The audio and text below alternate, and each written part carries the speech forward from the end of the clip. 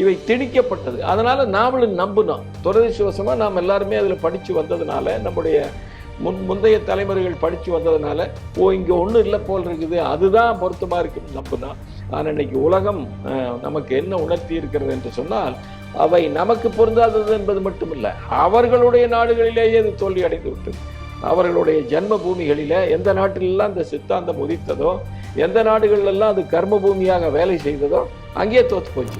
அதில் சொல்லியிருக்காங்க, பாரத தேசத்திலிருந்து ஒரு 135 வருஷத்துல, வெறும் 135 வருஷத்துல 1765 1900க்குள்ள $64.8 ட்ரில்லியன் செல்வம் இங்கிருந்து கொள்ளையடிக்கப்பட்டிருக்கிறது அப்படிங்கிறாங்க. $1 ட்ரில்லியன் 90 லட்சம் கோடி.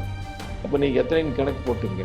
இப்போ இன்னைக்கு நாம் உட்கார்ந்து பேசிட்டு இருக்கிற இந்த சமயத்துல அமெரிக்க பொருளாதார மதிப்புங்கிறது 31 ட்ரில்லியன் டாலர். இப்போ அப்படின்னா இப்ப இருக்கிற அமெரிக்கா மாதிரி 2 அமெரிக்காவை வெள்ளக்காரன் இங்கிருந்து எடுத்துட்டு போயிட்டாங்க.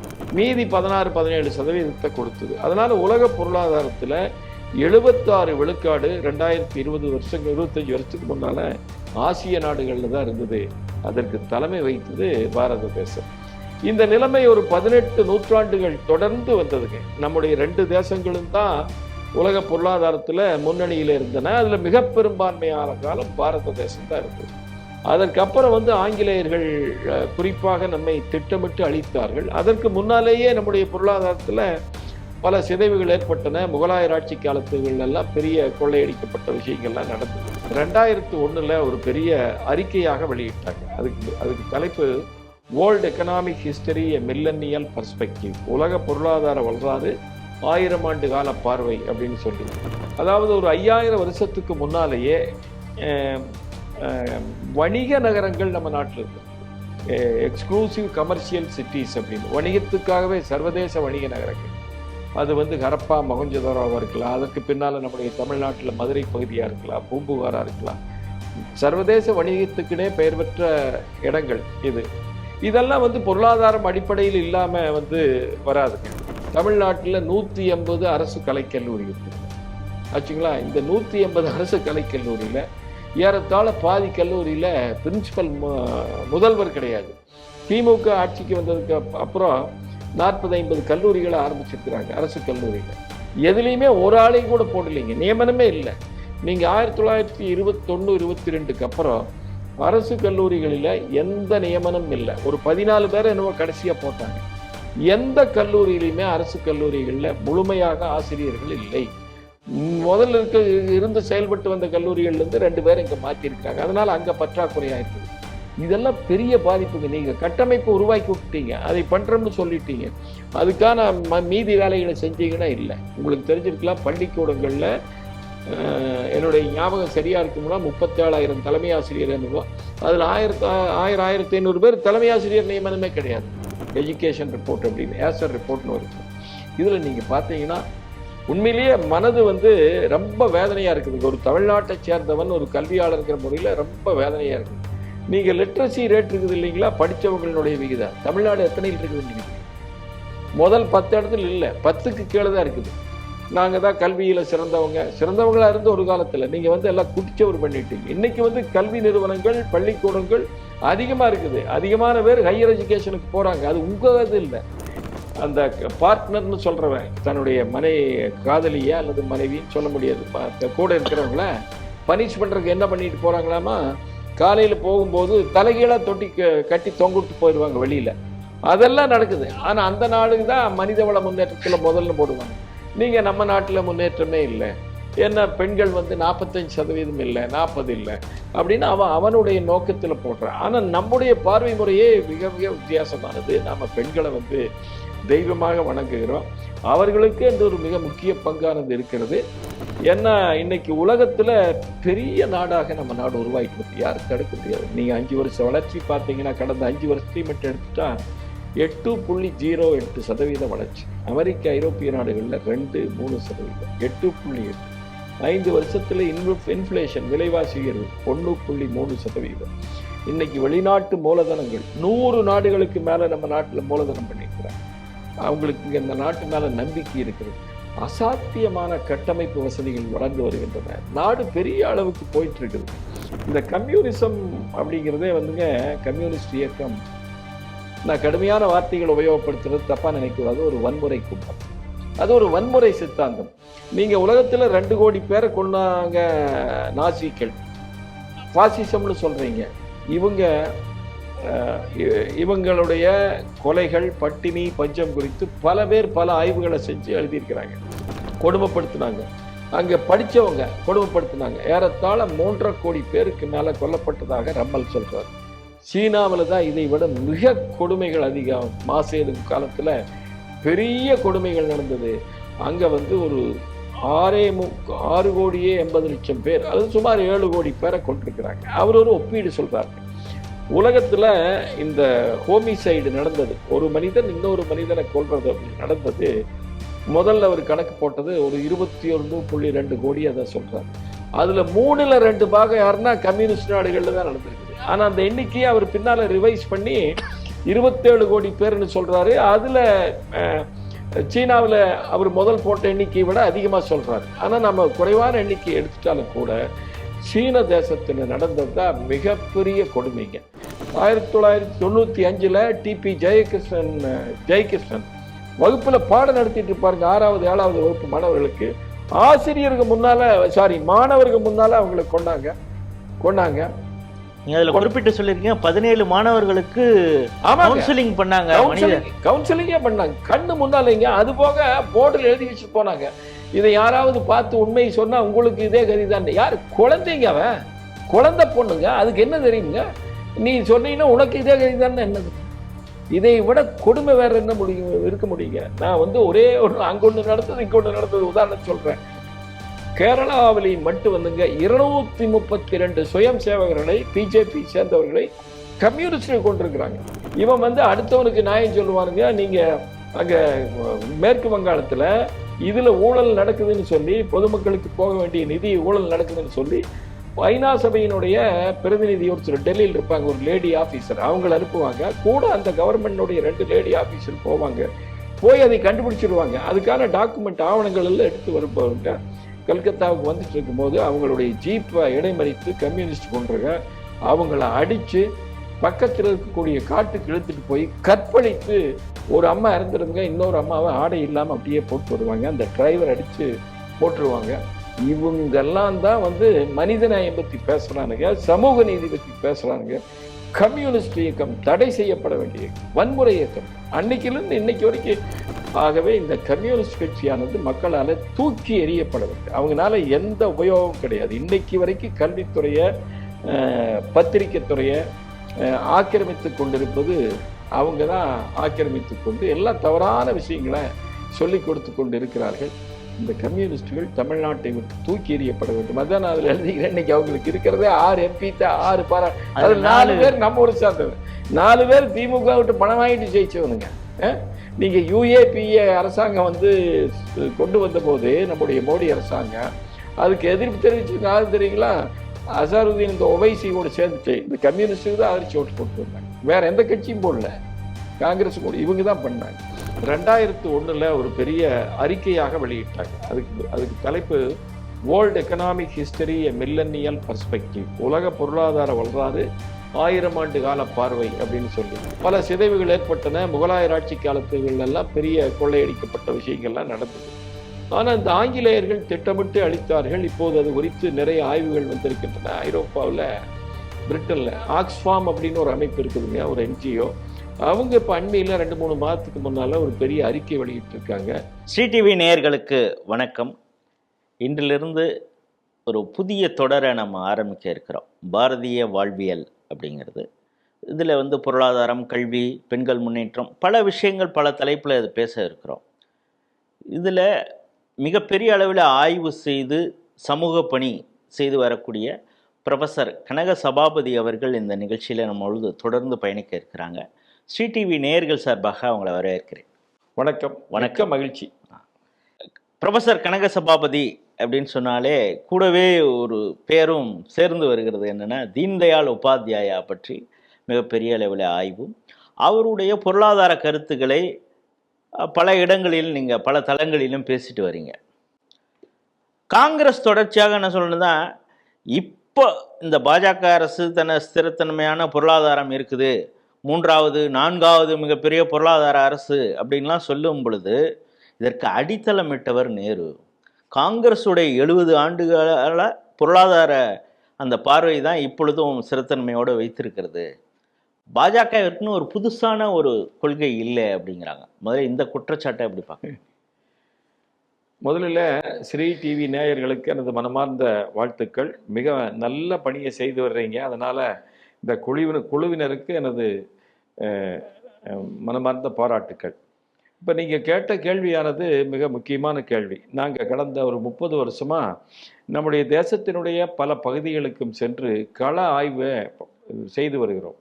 இந்த கள ஆய்வுகள் தான் நம்முடைய தேசத்தை பற்றிய ஒரு பெரிய புரிதலை எங்களுக்கு குறித்தது, அதனால் கொடுத்தது. அதனால் அதனுடைய தொடர்ச்சியாக நாங்கள் இது குறித்து பேசி எழுதி பல இடங்களுக்கு சென்று கருத்துக்களை எல்லாம் பகிர்ந்து வர்றோம். நம்ம நாட்டை பொறுத்த வரைக்கும் இது ஒரு பிரம்மாண்டமான நாடுங்க. இது நமக்கான பொருளாதார வரலாறு ஒரு 8000 வருஷத்துக்கு இப்போவே இருக்குது. அதாவது ஒரு 5000 வருஷத்துக்கு முன்னாலேயே வணிக நகரங்கள் நம்ம நாட்டில் இருந்திருக்குது. எக்ஸ்க்ளூசிவ் கமர்ஷியல் சிட்டிஸ் அப்படின்னு, வணிகத்துக்காகவே சர்வதேச வணிக நகரங்கள். அது ஹரப்பா மொஹஞ்சதாரோவாக இருக்கலாம், அதற்கு பின்னால் நம்முடைய தமிழ்நாட்டில் மதுரை பகுதியாக இருக்கலாம், பூம்புகாராக இருக்கலாம்.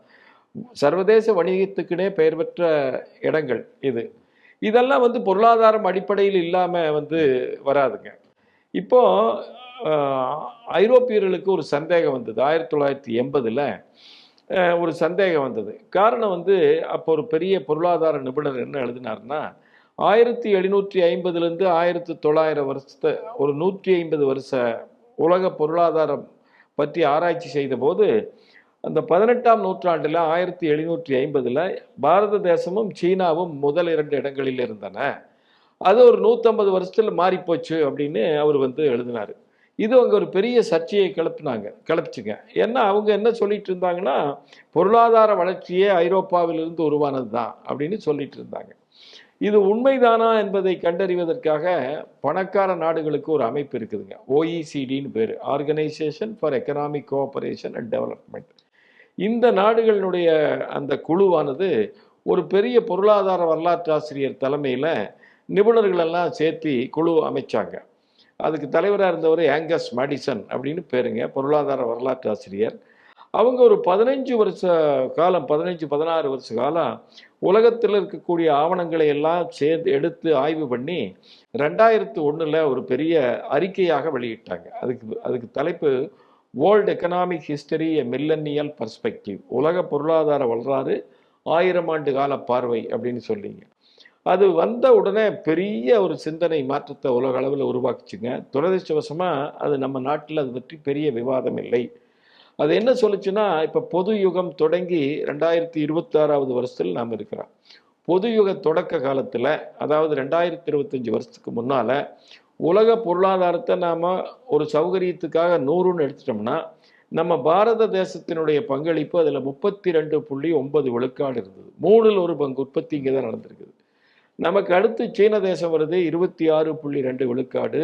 இந்த 2 நாடுகளும் சேர்ந்து ஏறத்தாழ 60 விழுக்காடு உலக பொருளாதாரத்தை கையில் வைத்திருந்தன. அது மட்டுமல்ல, நம்மை சுற்றி இருக்கக்கூடிய மற்ற நாடுகள், ஜப்பான், கொரியா, இப்போது இருக்கக்கூடிய கொரியா உள்ளிட்ட நாடுகள் எல்லாம் மீதி 16-17% கொடுத்தது. அதனால் உலக பொருளாதாரத்தில் 76 விழுக்காடு 25 வருஷத்துக்கு முன்னால் ஆசிய நாடுகளில் தான் இருந்தது. அதற்கு தலைமை வைத்தது பாரத தேசம். இந்த நிலைமை ஒரு 18 நூற்றாண்டுகள் தொடர்ந்து வந்ததுங்க. நம்முடைய 2 தேசங்களும் தான் உலக பொருளாதாரத்தில் முன்னணியில் இருந்தன. அதில் மிக பெரும்பான்மையான காலம் பாரத தேசம் தான் இருந்தது. அதற்கப்புறம் ஆங்கிலேயர்கள் குறிப்பாக நம்மை திட்டமிட்டு அழித்தார்கள். அதற்கு முன்னாலேயே நம்முடைய பொருளாதாரத்தில் பல சிதைவுகள் ஏற்பட்டன. முகலாயர் ஆட்சி காலத்துகளெல்லாம் பெரிய கொள்ளையடிக்கப்பட்ட விஷயங்கள்லாம் நடந்தது. ஆனால் இந்த ஆங்கிலேயர்கள் திட்டமிட்டு அழித்தார்கள். இப்போது அது குறித்து நிறைய ஆய்வுகள் வந்திருக்கின்றன. ஐரோப்பாவில் பிரிட்டனில் ஆக்ஸ்ஃபார்ம் அப்படின்னு ஒரு அமைப்பு இருக்குதுங்க, ஒரு NGO. அவங்க இப்போ அண்மையில் 2-3 மாதத்துக்கு முன்னால் ஒரு பெரிய அறிக்கை வெளியிட்டிருக்காங்க. அதில் சொல்லியிருக்காங்க, பாரத தேசத்திலிருந்து ஒரு 135 வருஷத்துல, வெறும் 135 வருஷத்துல 1765 1900க்குள்ள $64.8 ட்ரில்லியன் செல்வம் இங்கிருந்து கொள்ளையடிக்கப்பட்டிருக்கிறது அப்படிங்கிறாங்க. $1 ட்ரில்லியன் 90 லட்சம் கோடி. அப்ப நீங்க எத்தனைன்னு கணக்கு போட்டுங்க. இப்போ இன்னைக்கு நாம் உட்கார்ந்து பேசிட்டு இருக்கிற இந்த சமயத்துல அமெரிக்க பொருளாதார மதிப்புங்கிறது 31 ட்ரில்லியன் இப்போ. அப்படின்னா இப்ப இருக்கிற அமெரிக்கா மாதிரி 2 அமெரிக்காவை வெள்ளக்காரன் இங்கிருந்து எடுத்துட்டு போயிட்டான். எவ்வளவு செல்வம் கொள்ளை பாருங்க. அதனாலதான் நம்ம நாடு வந்து பொருளாதாரத்துல நாம வந்து கீழ்நிலைக்கு தள்ளப்பட்டோம். இந்தியா வாஸ் மேடு போவர், ஏழையாக்கப்பட்டது. அதே மாதிரி கல்வியெல்லாம் அளிக்கப்பட்டது நமக்கு தெரியும். அப்படிப்பட்ட பொருளாதாரம் நமக்கு சுதந்திரம் கிடைச்ச உடனே நேரு வந்து எந்த மாதிரி கொள்கையை அறிமுகப்படுத்தினார் நமக்கு எல்லாத்துக்குமே தெரியும். சோசியலிச கொள்கையை அறிமுகப்படுத்தினார். அதற்கு முன்னாலேயே மகாத்மா காந்தி போன்றவர்களே அவருக்கு கடிதம் எழுதினாங்க. ஹரிஜன் பத்திரிகையில் எழுதினார். சுதந்திரம் அடைஞ்சிட்டா நாடு எந்த மாதிரி பொருளாதார சித்தாந்தத்தை கடைப்பிடிக்கிறோங்கிறத நாம் எல்லாரும் பரவலாக விவாதிக்க வேண்டும் என்று சொன்னார். நேரு அதற்கு ஒத்துக்கொள்ளவில்லை. பல தேசியவாதிகள், ராணடே, திலகர் போன்றவர்களெல்லாம் சொன்னாங்க. ஏன்னா நமக்கென்று ஒரு பெரிய பொருளாதார பாரம்பரியம் இருக்கிறது. உலகத்தில் செல்வந்த நாடாக இருந்த நாடு நம்ம நாடு. அது மட்டும் இல்லை, தொடர்ந்து செல்வந்த நாடாக இருக்கிறதுங்கிறது கஷ்டம். சஸ்டைனபிள் எக்கனாமிக் பவர்னு இப்போ நம்ம சொல்கிறோம். சஸ்டைனபிலிட்டினா தொடர்ந்து இருக்கிறது. அப்படி தொடர்ந்து இருந்த நாடு நம்முடைய நாடு. அப்போ நமக்கு ஒரு பெரிய வரலாறு இருக்குது, அதற்கான அடித்தளங்கள் எல்லாம் அங்கே இருக்குதுன்னு அவங்க சொன்னபோது நேரு கேட்கல.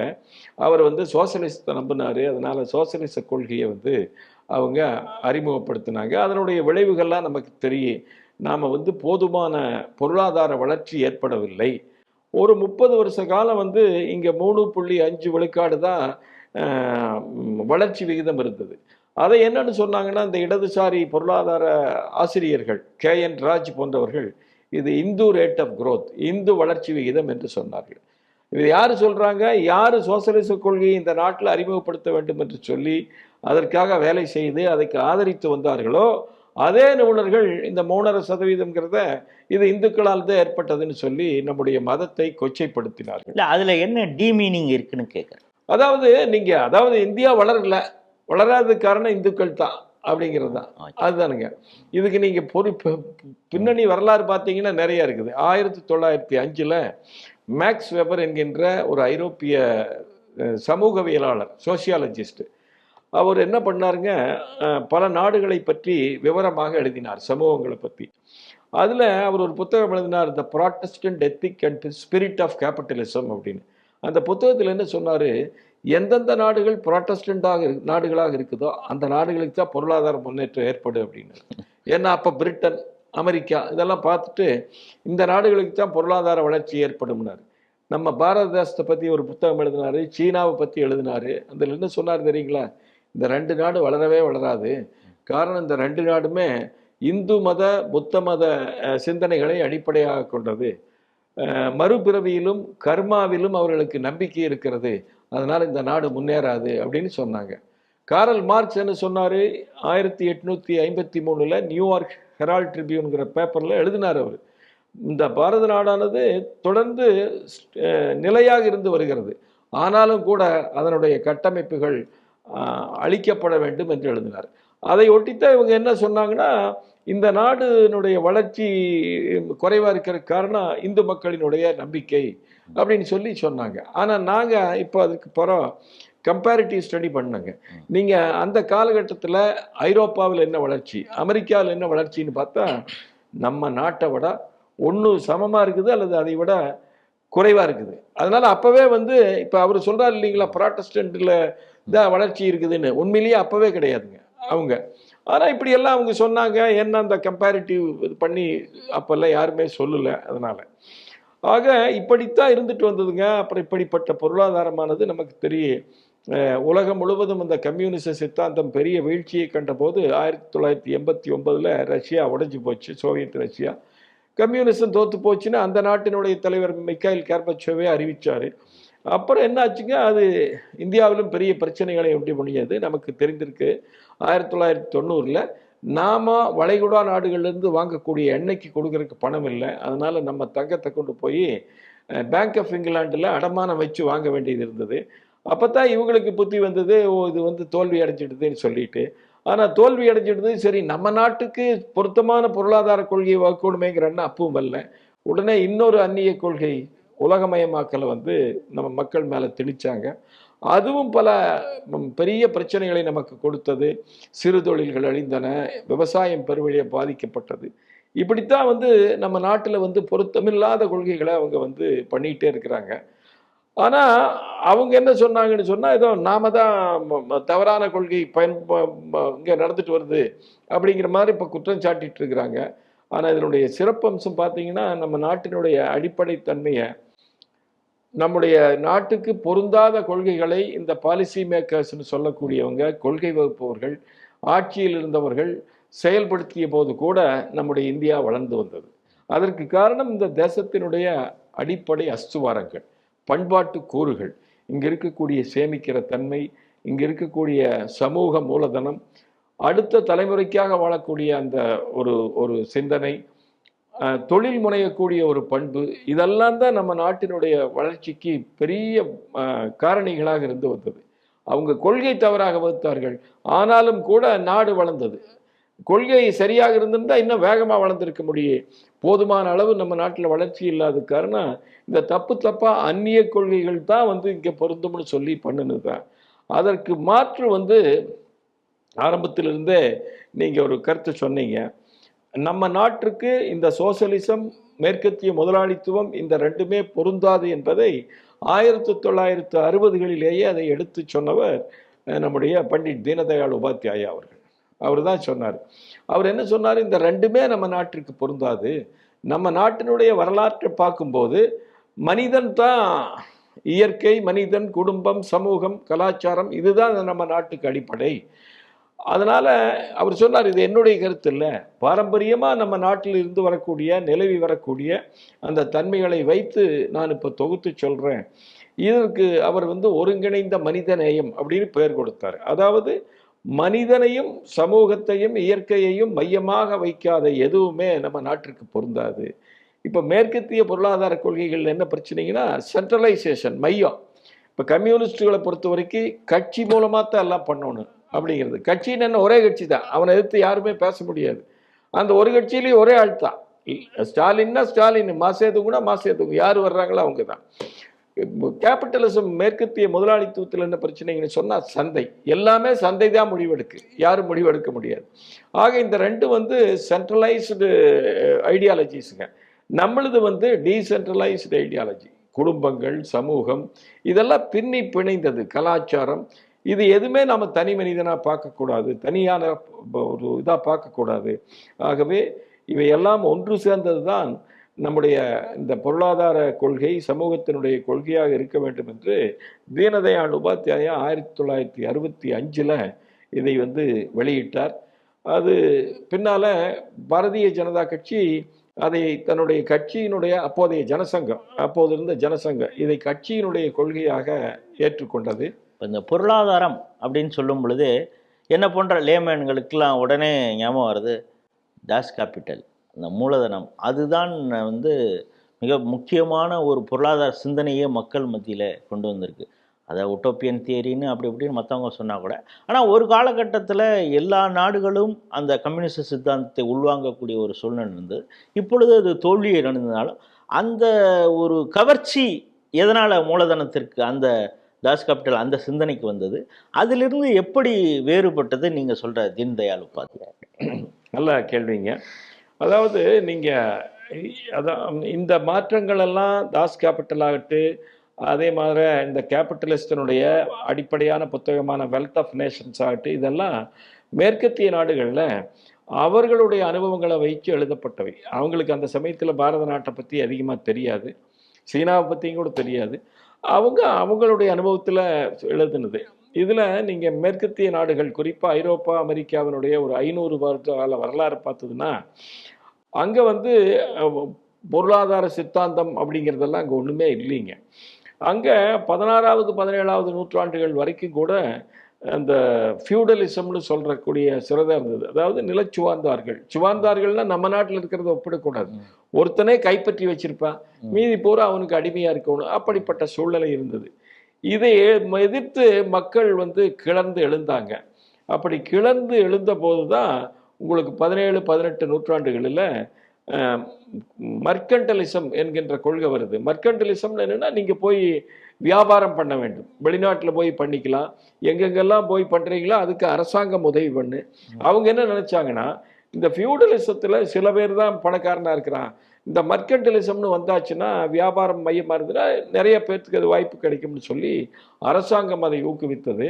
அது எந்த அளவுக்கு ஊக்குவித்ததுன்னா, வெளிநாட்டை போய் நீ பிடிக்கலாம், கடல்ல ஒரு நாட்டினுடைய பொருள்கள் வந்துட்டு இருக்குதுன்னு சொன்னா அதுல திருட்டு பண்ணலாம், பைரசின்னு நம்ம ஆங்கிலத்தில் சொல்லுமே, கடல் திருட்டு. இதை அரசாங்கங்கள் அங்கீகரித்தன. இப்படித்தான் அது இருந்ததுங்க. இது என்ன ஆச்சு, காலப்போக்கில் மற்ற நாடுகளை காலனி ஆதிக்கம் பண்ற அளவுக்கு போயிடுது. நீங்க அங்க போய் அதை பிடிச்சிட்டு வந்தாலும் கூட தப்பு இல்லை, நாட்டை ஆட்சி பண்றது தப்பு இல்லை அப்படின்னு. அதனால இந்த மர்கண்டலிசத்தினுடைய ஒரு எக்ஸ்டென்ஷன் தான் காலனி ஆதிக்க முறை. இதற்கு எதிர்ப்பாக எல்லாரும் கிளம்புனாங்க. இதற்கு எதிர்ப்பாக கிளம்பும் போது தான் இந்த ஆடம் ஸ்மித் போன்றவர்கள் எல்லாம் என்ன சொன்னாங்கன்னா, இது வந்து முதலாளித்துவம் என்பது இன்னும் பரவலா இருக்கணும், இந்த மர்கண்டலிஸ்ட்லையும் கூட வியாபாரிகள், அரச குடும்பத்தை சேர்ந்தவங்க, அதிகாரிகள் தான் பலன் பெறுறாங்க, எல்லாரும் பலன் பெற வேண்டும் என்றால் இந்த மாதிரி முதலாளித்துவ முறை வர வேண்டும் என்று அது ஒரு சித்தாந்தமாக ஏற்றுக்கொள்ளப்பட்டு செயல்பட்டது. அங்க அதுல என்ன பிரச்சனை ஆச்சுன்னா, பெண்கள் இரவு நேரங்கள்ல பணிபுரிகிறது, 18 மணி நேரம் வேலை செய்யறது, இப்படி வந்ததுங்க. அதற்கு எதிர்பார்த்தா இந்த காரல் மார்க்ஸ், ஏஞ்சல்ஸ் 2 பேரும் சேர்ந்து இந்த தாஸ் கேபிட்டல் உருவாக்குறாங்க. ஆக முழுக்க முழுக்க இது வந்து மேற்கத்திய நாடுகளில் ஏற்பட்ட மாற்றங்களை வைத்து அவர்களுடைய குறுகிய சிந்தனைகளில் உருவானது தான் தாஸ் கேபிட்டல் ஆகட்டும், வெல்த் ஆஃப் நேஷன்ஸ் ஆகட்டும். இதுக்கும் பாரத நாட்டுக்கு பொருத்தமே இல்லை. ஏன்னா நாம 4000 5000 வருஷமா வந்து பெரிய செல்வந்த நாடாக இருக்கிறோம், அனைவருக்கும் பகிர்ந்தளிக்கக்கூடிய முறை இருக்கிறது, அனைவரும் வளருவதற்கான வாய்ப்பு இருந்தது. ஆக நம்ம நாடு முற்றிலும் வேறுபட்டது. சீனா பாரம்பரியம் கூட பண்பாடும் கூட வேறுபட்டது தான். சீன பண்பாடு என்பது இங்கிருந்து போனது தான், பாரத நாட்டிலிருந்து போனது தான். இப்போ வந்து சீனாவாகட்டு, ஜப்பான் ஆகட்டு, மற்ற நாடுகளாகட்டு, இங்கிருந்து சென்ற இந்து தர்மத்தினுடைய ஒரு பிரிவு தான் புத்த தர்மம்ங்கிறதுங்க. அதனால இந்த நாடுகளில் தான் இன்னைக்கு கூட பார்த்தீங்கன்னா உலகத்தினுடைய சேமிப்புகளில் 70 விழுக்காடு சேமிப்பு ஆசிய நாடுகளில் தான் இருக்குது. ஆக நம்ம நாட்டினுடைய சூழ்நிலை வேற, இந்த மேற்கத்திய நாடுகளினுடைய சூழ்நிலை வேற. துரதிருஷ்டவசமா என்ன ஆச்சு, இந்த காலனி ஆதிக்க காலத்துல நம்முடைய அடிப்படைகள் எல்லாம் வந்து மாற்றப்பட்டன. அதுல குறிப்பா அந்த காரல் மார்க்ஸ், மக்காலே நம்முடைய கல்வி முறையை மாற்றியவர், அப்புறம் ஜேம்ஸ் மில் அப்படின்னு இருந்தார், அவர் தான் வந்து பிரிட்டிஷ் ஹிஸ்டரி ஆஃப் இந்தியான்னு புத்தகம் எழுதினார் முதல்ல. இவங்கெல்லாம் என்ன சொன்னாங்கன்னா, இந்த இந்தியாவில் ஒன்றுமே இல்லை அப்படின்னு சொல்லி வந்தாங்க. அதனால் அவர்கள் திணித்தது தான் இந்த முதலாளித்துவமும் கம்யூனிசமும். நம்ம நாட்டிற்கு இது ஒவ்வாதது, இவை திணிக்கப்பட்டது. அதனால் நாமளும் நம்பினோம். துரதிருஷ்டவசமாக நாம் எல்லாருமே அதில் படித்து வந்ததுனால, நம்முடைய முந்தைய தலைமுறைகள் படித்து வந்ததுனால, இங்கே ஒன்றும் இல்லை போல் இருக்குது, அதுதான் பொருத்தமாக இருக்குன்னு நம்பினோம். ஆனால் இன்னைக்கு உலகம் நமக்கு என்ன உணர்த்தி இருக்கிறது என்று சொன்னால், அவை நமக்கு பொருந்தாதது என்பது மட்டுமில்லை, அவர்களுடைய நாடுகளிலேயே இது தோல்வி அடைந்து விட்டது. அவர்களுடைய ஜென்ம பூமிகளில் எந்த நாட்டிலெல்லாம் இந்த சித்தாந்தம் உதித்ததோ, எந்த நாடுகளெல்லாம் அது கர்ம பூமியாக வேலை செய்ததோ, அங்கேயே தோற்று போச்சு. உங்களுக்கு ஒரு இன்ட்ரெஸ்டான செய்தி சொல்கிறேன் பாருங்க. இன்னைக்கு தேதி வந்து 26, 20ஆம் தேதி அன்னைக்கு வேர்ல்டு எக்கனாமிக் ஃபோரத்தில் டாவோஸில் வருஷம் நடக்குது. இந்த பெரிய பணக்காரர்கள், பெரிய நாடுகளினுடைய ஜனாதிபதி, பிரதமர், முதல்வர்கள் எல்லாம் கலந்துக்கிற கூட்டம். அதில் அமெரிக்காவினுடைய வணிகத்துறை மந்திரி, செக்ரட்டரி ஆஃப் ஸ்டேட் வெளிப்படையாக அறிவித்தார், குளோபலைசேஷன் ஹஸ் ஃபெயில்டு, உலகமயமாக்கல் தோற்று போனது.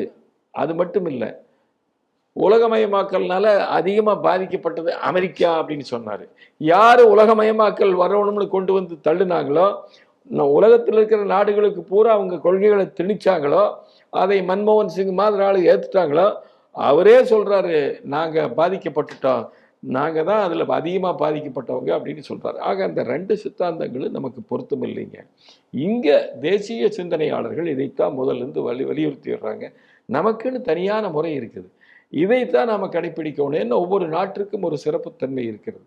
எங்களுடைய கள ஆய்வுகள் அத்தனையும் சொல்லுது, நம்ம நாட்டினுடைய பொருளாதாரம் நம்முடைய குடும்பங்களையும் சமூகங்களையும் சார்ந்தது. இதற்கு கலாச்சாரம் தான் அடிப்படை காரணமாக இருக்கிறது. இன்னைக்கு இந்தியாவில் உலக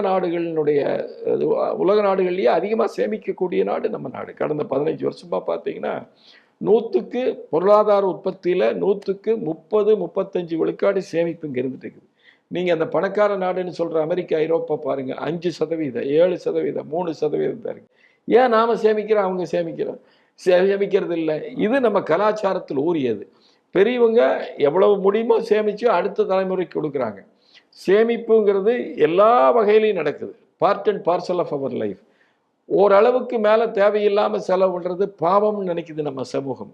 ஆக நம்ம கலாச்சாரம் இப்படிப்பட்டதுங்க. அதனால நாம் சேமிக்கிறோம். ஆனால் அவங்க நாடுகளில் செலவு பண்ணுறாங்க. இதுதான் வித்தியாசம்ங்க. ஆக நம்முடைய முறை என்பது முற்றிலும் வேறுபட்ட வாழ்க்கை. பண்டிட் தீன்தயாள் உபாத்யாயா சொல்லும் பொழுது அவர்கிட்ட ஒரு கேள்வி கேட்குறாங்க. நீங்கள் எந்த பார்வையோடு இந்த எக்கனாமிக்கை பொருளாதாரத்தை அணுகிறீங்க அப்படிங்கிறப்ப, நீங்கள் வலதுசாரியா இடதுசாரியா எந்த கொள்கை அப்படின்னு சொல்லும் பொழுது, எனக்கு 2 கண்களும் இருக்கிறது அப்படின்னு சொல்கிறாரு. இதை எப்படி, என்ன அதில் மூலம் அவர் சொல்ல வர்றாரு? ஆமாம், இது என்னங்கன்னா, அதாவது இப்போ முதலாளித்துவம் வேணுங்கிறவங்க என்ன சொல்கிறாங்கன்னா, எல்லார்களுமே பெரிய அளவில் இருந்தாலும் சரி, சின்ன அளவில் இருந்தாலும் முதலாளிகளாக இருக்கணும்னு நினைக்கிறாங்க, சொல்கிறாங்க. அதனால் நிறைய பேர் முதலாளிகளை எங்களுடைய முதலாளித்துவ சித்தாந்தம் தான் ஊக்குவிக்க முடியும்னு சொல்கிறாங்க. கம்யூனிசம் என்ன சொல்கிறாங்கன்னா, நீங்கள் எல்லாத்துக்கும் அடிப்படை வசதிகள் வாய்ப்புகள் கிடைக்க வேண்டும் என்று சொல்லுகிறார்கள்.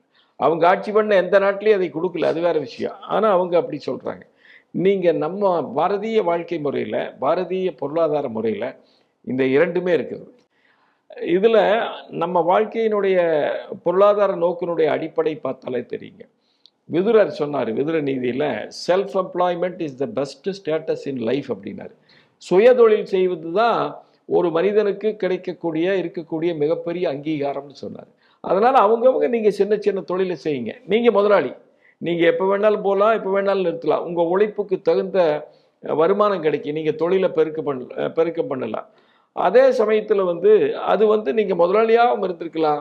இன்னொன்று, இந்த செல்ஃப் எம்ப்ளாய்மெண்ட் சுயதொழில் அதிகமாகும் போது அது அடுத்தவங்களை அதிகமாக எக்ஸ்ப்ளாய்ட் பண்ணுறது இல்லைங்க. உங்களுக்கு பெரு நிறுவனமாக வளர்ந்தால் தான் அந்த சுரண்டல்கள் எல்லாம் இருக்குது. ஆகவே இது நீங்கள் சுரண்டலையும் குறைவாக இருக்கும் அல்லது இல்லாமல் போகும் அப்படிங்கிறது. அதனால் இங்கே நம்ம நாட்டினுடைய வாழ்க்கை முறையில் பார்த்தீங்கன்னா, நாம் எப்பவுமே ஆரம்ப காலத்திலிருந்து சிறு தொழில்கள், குறுந்தொழில்கள் தான் இங்கே அதிகமாக இருந்துட்டு வருது. இன்றைக்கும் கூட உலக அளவில் சுயதொழில் செய்கிறவங்க நம்ம நாட்டில் தான் அதிகம்.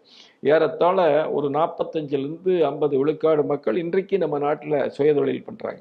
அமெரிக்காவில் பாருங்கள், வெறும் 5% இருக்குது. ஐரோப்பாவில் 3-4% தான். ஆக இதுதான் உங்களுக்கு இந்த கம்யூனிசம், அவங்க சொல்கிற கம்யூனிசம், அவங்களுடைய முதலாளித்துவம், இந்த 2னுடைய இணைச்சு பலன் எதில் அதிகமாக கிடைக்குதுன்னு பார்த்தா இதில் தான். நீங்கள் உங்கள் முயற்சிக்கு தகுந்த வருமானம் இருக்கும், தொழிலை பெருக்க முடியும். அதே சமயத்தில் அதிகமாக சுரண்டலுக்கான வாய்ப்பு இல்லை. என்ன, அது ஒரு அரசாங்கத்துக்கிட்டமோ ஒரு தனி மனிதன் கூட்டமோ எல்லாமே போய் அடங்கிறது இல்லை. நாம் வலதுசாரியா இடதுசாரியான்னு கொண்டா நாம் தேசியவாதி, பாரதிய வாதின்னு வச்சுக்கலாம் வேண்டாம். காரணம் நம்முடைய வாழ்க்கை முறைங்கிறது முற்றிலுமானது வேறானது. அதனால் நாம் இந்த பொருளாதாரத்தை நோக்கும்போது இடதுசாரியாகவும் பார்க்க வேண்டியதில்லை, வலதுசாரியாகவும் பார்க்க வேண்டியதில்லை. நாம் நம்ம தேசத்துக்குன்னு ஒரு அடிப்படை தன்மை இருக்குதுங்கிறத முதல்ல புரிஞ்சுக்கணுங்க.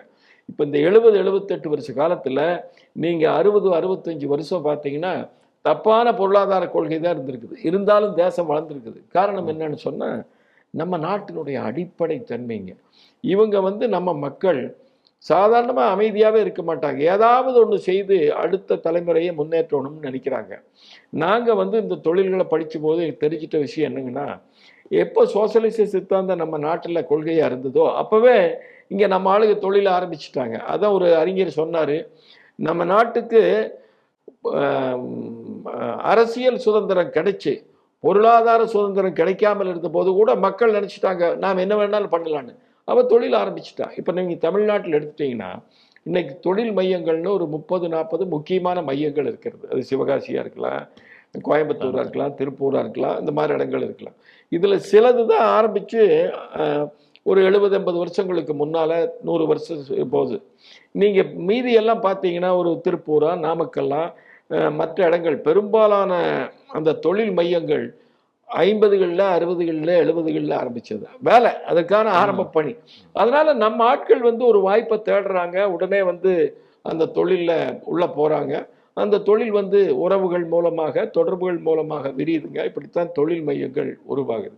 இன்னைக்கு ஒவ்வொரு தொழில் மையமும் பல ஆயிரக்கணக்கான கோடி வருமானத்தை நாட்டுக்கு கொடுக்குதுங்க. நாட்டுக்கு கொடுக்குது. கோயம்புத்தூர்னுடைய ஆண்டு வியாபாரம் வருமானம் 1.25 லட்சம் கோடிக்கு மேலே இருக்கலாம். 1.5 லட்சம் கோடி கூட இருக்கலாம். திருப்பூரில் 80-85 கோடி இருக்குது. சூரத் மாதிரி நகரங்களில் 2.5-3 லட்சம் கோடி ஒரே நகரத்தில். இதெல்லாம் 60களில் 70களில் தான் அதுக்கான விதைகளானது போடப்பட்டது. ஆக முழுக்க முழுக்க பெரும்பாலும் அரசாங்கத்தினுடைய உதவி எதுவும் இல்லாமல் சாதாரண மக்கள்னு சொல்கிற நம்ம தொழில் முனைவோர்களால், குடும்பத்தினுடைய அர்ப்பணிப்புகளால் உருவானது தான் இந்த தொழில் மையங்கள். அவை தான் இன்னைக்கு நம்ம நாட்டை காப்பாற்றிட்டு வருது. ஆக நம்ம நாட்டினுடைய பொருளாதாரத்திற்கு அடிப்படையாக விளங்குவது நம்முடைய கலாச்சார பண்பாட்டு கூறுகள். அதைத்தான் வந்து தீனதயாள் உபாத்யாயா அவர்கள் ஒருங்கிணைந்த மனித நேயம் என்று அவர் சொல்லுகிறார். அதனால நம்ம நாட்டினுடைய பொருளாதார சித்தாந்தம் வந்து இந்த கலாச்சார அடிப்படையில் தான் இருக்கணும். உண்மையில் சொல்ல போனால் இந்தியாவில் ஒரு கட்சி கலாச்சாரம் சார்ந்த வாழ்க்கை முறை, பொருளாதார முறை தான் இருக்கணும்னு ஏற்றுட்டது பாரதிய ஜனசங்கம் தான். அதற்கு பின்னால் பாரதிய ஜனதா கட்சி தான். மீதி காங்கிரஸ் கட்சிக்கு என்ன கொள்கை இருந்ததுங்க? இடதுசாரி சித்தாந்தம் வச்சுருந்தாங்க. இப்போ வச்சுருக்கிறாங்களா? அவங்களே உலகமயமாக்கல்னு மாற்றினாங்க. அவர்களுக்கு எந்த விதமான ஒரு பெரிய நாட்டை பற்றிய புரிதலும் இல்லை. ஆகவே நம்ம ஜனசங்கம் பாரதிய ஜனதா கட்சியை பொறுத்த வரைக்கும் அதில் தெளிவாக இருந்தாங்க. தீனதயாள் உபாத்யாயா அவர்கள் தொகுத்தளித்த அந்த இதையை அவங்க முழுமையாக ஏற்றுக்கொண்டார்கள். ஒரு தேசம் ஒரு பொருளாதார கட்டமைப்பை வலுப்படுத்தணும் அப்படின்னா ஒரு இலக்கு அப்படின்னு ஒன்று இருக்கணும்.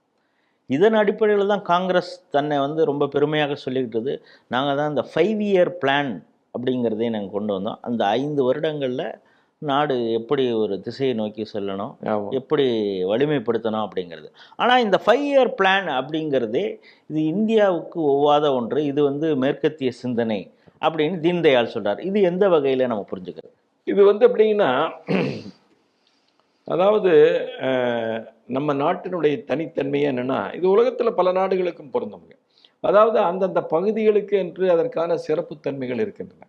இப்போ நீங்கள் தமிழ்நாட்டில் வந்து மேற்கு தமிழ்நாடு சற்று வித்தியாசமானது, தெற்கு தமிழ்நாடு சற்று வித்தியாசமானது, மற்ற பகுதிகள் அப்படித்தான், வேறு மாநிலங்கள் அப்படித்தான். ஆனால் எல்லாமே கலாச்சாரத்தால் பிணைக்கப்பட்டிருக்கிறது. ஆனால் அதில் சில பழக்க வழக்கங்கள், சில நடைமுறைகள் எல்லாம் மாறுபட்டு இருக்குது. நீங்கள் தொழில்களும் அதை ஒட்டித்தான் அமையும். அது அவங்களே அமைச்சுக்குவாங்க. ஒரு உதாரணம் சொல்கிறேன் பாருங்கள். இப்போ தெற்கு தமிழ்நாட்டில் பொருளாதார வளர்ச்சிங்கிறது ஒரு 70-80 வருஷங்களுக்கு முன்னால் இல்லை. அதனால் அங்கே வந்து பெரும்பான்மையாக இப்போ வாழக்கூடிய மக்கள், நம்முடைய பெருமைக்குரிய நாடார் சமூக மக்கள் வந்து அவர்கள் வந்து இப்போ பெரிய அளவுக்கு பொருளாதாரத்தில் முன்னேற்றம் இல்லை. சிவகாசியில் அதற்கான விதைகள் எல்லாம் போடப்பட்டிருந்தன, ஆனாலும் கூட முன்னேற்றம் இல்லை. அவங்க பனைமரம் மருவதை முக்கியமான தொழிலாக கருதி அதுதான் தொழிலாக இருந்துட்டு வந்தது. அவர்கள தொழிலில் முன்னேற வேண்டும் என்று நினைக்கிறார்கள். அதற்கு வந்து என்ன முறை வேண்டும்? நிதி அவசியமாக வேணும். நிதி இல்லை. அப்போ நிதி திரட்டுறதுக்கு என்ன பண்ணுறது? மகமை என்கின்ற முறையை அவங்க உருவாக்குறாங்க. இது ஏதோ பொருளாதார நிபுணர் போய் அங்கே சொல்லலை, வெளியிலேருந்து வந்து ஆளுங்க யாரும் சொல்லலை, அவங்களே உருவாக்குறாங்க. அது நம்முடைய வாழ்க்கை முறையில் ஏற்பட்டது. அம்மன் கோவிலுக்கு போய் உறுதி எடுத்துட்டு அவங்க வந்து தங்களுடைய வருமானத்தில் ஒரு பகுதி, மிக குறைந்த பகுதி, 2% இருக்கலாம், 3% இருக்கலாம், அதை பொது நிதியாக கொடுக்க வேண்டும் என்கிறார்கள். அது மகமை என்று பெயரிடுகிறார்கள். அந்த மகமை மூலமாக தொழில் செய்ய விரும்புபவர்களுக்கு பின்னால் பண உதவிகள் கொடுக்கப்படுகின்றன. இன்றைக்கு தொழில் முனையின் தன்மையில் மிக முக்கியமான ஒரு சமூகமாக, பகுதியாக நம்முடைய தென் தமிழ்நாடு நாடார் சமூகம் விளங்குகிறது. ஒரு கம்யூனிட்டியாக ஒரு கேபிட்டல் கொடுக்குது, கம்யூனிட்டியாக கொடுக்குது. இதை உருவாக்குறது யாருங்க? அவங்க தான் உருவாக்குனாங்க. பெரிய எக்ஸ்பர்ட் வந்து இல்லைங்க. இது நம்ம மக்களுக்கு மட்டுமே அவங்களுக்கு பொருத்தமானது. நாங்கள் படிக்கும்போது, நான் ஒரு 20 வருஷத்துக்கு முன்னாலேயும் கூட இந்த சிட் ஃபண்ட் முறை இருக்குது பார்த்தீங்களா? சிட் ஃபண்டு சவுத் இந்தியாவில் தான் இருக்குது, தென்னிந்தியாவில் தான், தமிழ்நாடு, கேரளா, கர்நாடகா இந்த பகுதியில். எனக்கு ஞாபகம் இருக்குது, ஒரு ஸ்டடி பண்ணும்போது நம்முடைய மக்களினுடைய சேமிப்புகளை, தென் இந்திய மக்களினுடைய சேமிப்பில் 17% இந்த சிட் ஃபண்ட் மூலமாக இருக்கிறது என்று ஒரு ஸ்டடி பண்ணிச்சு. அது வட பகுதிகளில் இல்லை. காரணம் அங்கே சேமிப்பு இல்லைன்னு இல்லை, ஒவ்வொருத்தருக்கும் ஒரு தனித்தன்மை, அவங்களே அதை உருவாக்கிக்கிறாங்க. இதுதான் நம்ம நாட்டினுடைய தன்மைங்க. ஆக நம்ம நாட்டுக்கு எது வேணும், நம்ம மக்களுக்கு எது வேணுங்கிறத உண்மையில் மக்களுக்கே தெரியுங்க. இது கம்யூனிசம் என்ன பண்ணுச்சு, நீங்க சொன்ன அந்த பிளானிங் கமிஷன் என்னங்கன்னா, டெல்லியில் உட்கார்ந்துட்டு இங்க இருக்கக்கூடிய அசோக் நகருக்கு திட்டம் போடுவாங்க, அங்க இருக்கக்கூடிய பல்லடத்துக்கு திட்டம் போடுவாங்க. அது உங்களுக்கு அதை பத்தி எதுவும் தெரியுமான்னு தெரியாது. உண்மையில் அந்த பிளானிங் கமிஷனை எப்படி ஆரம்பிச்சது தெரியுங்களா உங்களுக்கு? 1950களில் ஸ்டாலின் வந்து சோவியத் ரஷ்யாவில் ஜனாதிபதியாக இருக்கும்போது உருவான முறை தான் அந்த திட்ட கமிஷன். அவர் வந்து லெனின் 7 வருஷம் ஆட்சி பண்ணிட்டு ஆட்சியை இறந்துருவார் 1924ன்னு நினைக்கிறேன். அதுக்கப்புறம் 29 வருஷம் இந்த ஆள் தான் ஆட்சி பண்ணுவார். மிக கொடுங்கோல் ஜனாதிபதிங்க. 3 கோடி பேர் கொண்டிருக்கிறான் அந்த ஆள். அதை நம்ம தனியாக பேசுவோம். அதனால அப்பேற்பட்ட ஆள் வந்து அவன் எப்படி வச்சிருப்பான்னு பாருங்க. நாம சொல்றது கேட்குற ஒரு அமைப்பு வேணும்னு தான் நினைப்பார் அந்த ஆள். லெனினுக்கு ரொம்ப நெருக்கமாக இருந்த ட்ராட்ஸ்கியை கொண்டவன் அவன். அவன் வந்து அந்த ஆள் என்ன நினைப்பான், நாம சொல்றது கேட்குற அமைப்பு தான் வேணும்னு நினைப்பார். அதே முறையை வந்து நேரு இங்கே அமல்படுத்துறாரு. சோவியத் முறையை வச்சு இங்கே 5 வருஷத்துக்கு ஒருக்கா நாங்கள் திட்டம் போடுவோம், அவங்க அங்கே போட்டாங்க, நாங்கள் போடுவோம் அப்படின்னு சொல்லிட்டு போட்டு இந்த திட்ட கமிஷனுங்கிறது 5 வருஷ திட்டம் போடு அப்படின்னு. நான் எல்லாம் படிக்கும்போது நினச்சது உண்டுங்க, நீங்களும் படிச்சிருக்கலாம், உங்கள் வயசில் அது இருந்ததான்னு தெரியல. ஒவ்வொரு 5 ஆண்டு திட்டத்துலையும் என்ன மெயினான குறிக்கோள் இருக்குன்னா, வறுமையை ஒழிக்க வேண்டும். இதே தான் இருந்துட்டு இருக்குது. 30 வருஷமா 40 வருஷமா இதையே தான் பேசிட்டு இதையே தான் சொல்லிட்டு இருப்பாங்க. நீங்க அதனால இதை ஒன்றை மட்டும் அவங்க கொள்கையா வச்சுட்டு தொடர்ந்து இந்த திட்டக்குழுவானது செயல்பட்டு வந்தது. உங்களுக்கு ஞாபகம் இருக்கலாம், நம்ம தமிழ்நாட்டில் ஜெயலலிதா அம்மையார் அவர்கள் முதலமைச்சராக இருந்தபோது காங்கிரஸ் ஆட்சியில் டெல்லிக்கு ஒரு திட்டக்குழு கூட்டத்துக்கு போவாங்க. அப்போ வருஷம் ஒருக்கா தான் கூட்டம் போடுவாங்க. அப்போ இவங்களை பேசிகிட்டு இருப்பாங்க. அப்போ மான்டேக் சிங் அலுவாலியா என்கின்ற ஆள் அவர் வந்து அம்மா பேசும்போது பெல் அடித்து நீ முடிச்சுக்குங்க அப்படிம்பாரு. அம்மா சொல்லுவாங்க, நான் 8 கோடி மக்களினுடைய பிரதிநிதி, வருஷம் ஒருக்கா 5 ஒருக்கா கூட்டம் போடுறீங்க, ஒரு 10-15 நிமிஷம் கூட பேசுறதுக்கு எனக்கு அனுமதி இல்லையா, இல்லாட்டி நீங்கள் இன்னொரு நாள் கூட மீட்டிங்கை தள்ளி வைங்க அப்படின்பா கேட்பாங்க. நியாயமான கேள்வி. அப்புறம் மறுபடியும் அவங்க பேசுவாங்க, மறுபடியும் பெல் அடிப்பார் அந்த ஆள். அதனால அம்மா வந்து அந்த கூட்டத்தை விட்டு வெளியில் வந்து கூட பத்திரிகையாளருக்கு பேட்டி கொடுப்பாங்க, இப்படித்தான் செயல்படுது அப்படின்னு சொல்லிட்டு. அப்படித்தான் திட்டக்குழுவானது செயல்பட்டு வந்தது. அது நீங்கள் பார்த்தீங்கன்னா கடைசி ஒரு 15-20 வருஷம் திட்டக்குழு யார் இருந்தாங்கன்னா, அமெரிக்க தலையீடு. அமெரிக்காவில் உலக வங்கியில் சர்வதேச நிதி ஆணையத்தில் யார் பொறுப்பில் இருந்தாங்களோ அவங்க தான் இங்கே இருப்பாங்க. மான்டேக் சிங் அலுவாலியா 10 வருஷம் இருந்தாருங்க இருந்தாலும். ஏன்னா அவர் வந்து அங்கெல்லாம் வேலை பார்த்தவர். அதனால நம்ம நாட்டுக்கான திட்டத்தை போடல. நம்ம பிரதமர் என்ன பண்ணாரு, 2014 பிரதமராக வந்ததுக்கப்புறம் அவருடைய முதல் சுதந்திர தர உரையில் ஒரு விஷயத்தை சொன்னார், நாங்கள் திட்டக்குழுவை மாற்றப் போகிறோம் என்று. அதற்கு அப்புறம் ஜனவரி 1, 2015 இந்த திட்டக்குழுவானது மாற்றியமைக்கப்பட்டது, நிதி ஆயோக் என்று மாற்றப்பட்டது. நாம் என்ன இதன் மூலமாக கேட்டுக்கிறோம்னா, வாய்ப்பு இருக்கிறவங்க அந்த நிதி ஆயோக் ஆரம்பிக்கப்பட்ட போது மத்திய அமைச்சரவை வந்து ஒரு தீர்மானம் போட்டது, கேபினெட் ரெசல்யூஷன். அது தயவு செஞ்சு நாம் படித்து பார்க்கணும். ஒருத்தர் என்ன முதல் தடவையாக நம்முடைய பாரத தேசத்தில் சுதந்திரத்துக்கு அப்புறம் இனி நாங்கள் வெளிநாட்டு கொள்கையை ஏற்றுக்கொள்ள மாட்டோம் என்று அதில் அறிவிச்சிருக்கிறாங்க.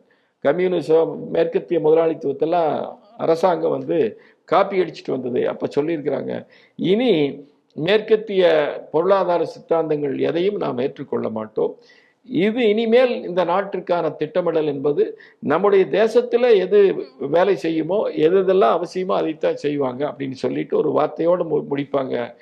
இனிமேல் பாரதிய அணுகுமுறை தான் நம்முடைய நாட்டினுடைய திட்டங்களை அமைப்பதற்கு அடிப்படையாக அமையும். It will be a Bharatiya approach அப்படின்னு சொல்லி பண்ணியிருப்பாங்க. அதில் உள்ள பேசும்போது சொல்லுவாங்க, குடும்பங்களினுடைய பங்கு, சமூகங்களினுடைய பங்கு, எப்படி நம்ம உள்ளூரில் இந்த தொழில் முறையக்கூடிய தன்மை இருக்குது அப்படின்னு. அதனால் முழுக்க இந்த பிளானிங் கமிஷனுங்கிறது ஒரு ஃபெயிலியர் மாடலுங்க. இப்போ இந்த நித்தி ஆயோக்கில் என்ன பண்ணிட்டாங்கன்னா, குழுக்களை போட்டு விவசாயத்துக்கு, சிறு தொழில்களுக்கு இந்த மாதிரி 4-5 குழுக்களை போட்டு ஒவ்வொன்றுக்கு பொறுப்பு யாருன்னா ஒரு 6 பேர் 7 பேர் முதலமைச்சருக்கு ஆளுங்கட்சி எதிர்கட்சி எல்லாம் அவங்க சந்திச்சு கூடி எப்போ வேணாலும் பேசி ஒவ்வொரு மாநிலங்களை போய் பார்த்து அப்படின்னு இப்போ வந்து முறை மாற்றி அமைத்து விட்டார்கள். நமக்கு தெரியும் இந்த 11 வருஷத்தில் நாட்டில் பெரிய மாற்றங்கள் எல்லாம் நடந்து வருகிறது. ஆக இந்த சென்ட்ரலைஸ்டு அப்ரோச்சுங்கிறது, பிளானிங் கமிஷனுங்கிறது கம்யூனிஸ்ட் ரஷ்யாவை காப்பி அடித்து அமைந்தது, முழுக்க தோல்வி. இது வந்து அதற்கான மாற்றம் வந்து இங்கே வந்திருக்குது. அதை விட மிக முக்கியமான விஷயம், பாரதிய அணுகுமுறைகளை ஒட்டித்தான் இனி கொள்கைகள் வகுக்கப்படும் என்று அரசாங்கமே அறிவித்திருப்பது என்பதுதான் பெரிய முக்கியமான மாற்றம்.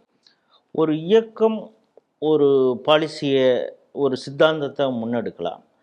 அந்த இயக்கத்திலிருந்து உருவான ஒரு கட்சி அதை வந்து அரசியல் ரீதியாக அதை செயல்படுத்தும் பொழுது சில நடைமுறை சிக்கல்கள், யதார்த்தங்கள் இதெல்லாம் இருக்குது. இப்போ தத்தோபந்த் தெங்கடிஜி வந்து சுதேசி பொருளாதாரம் அந்த விஷயங்களை அவர் தேர்டு வே அப்படின்னே ஒரு புது வழிகாட்டுதல் கொண்டார்.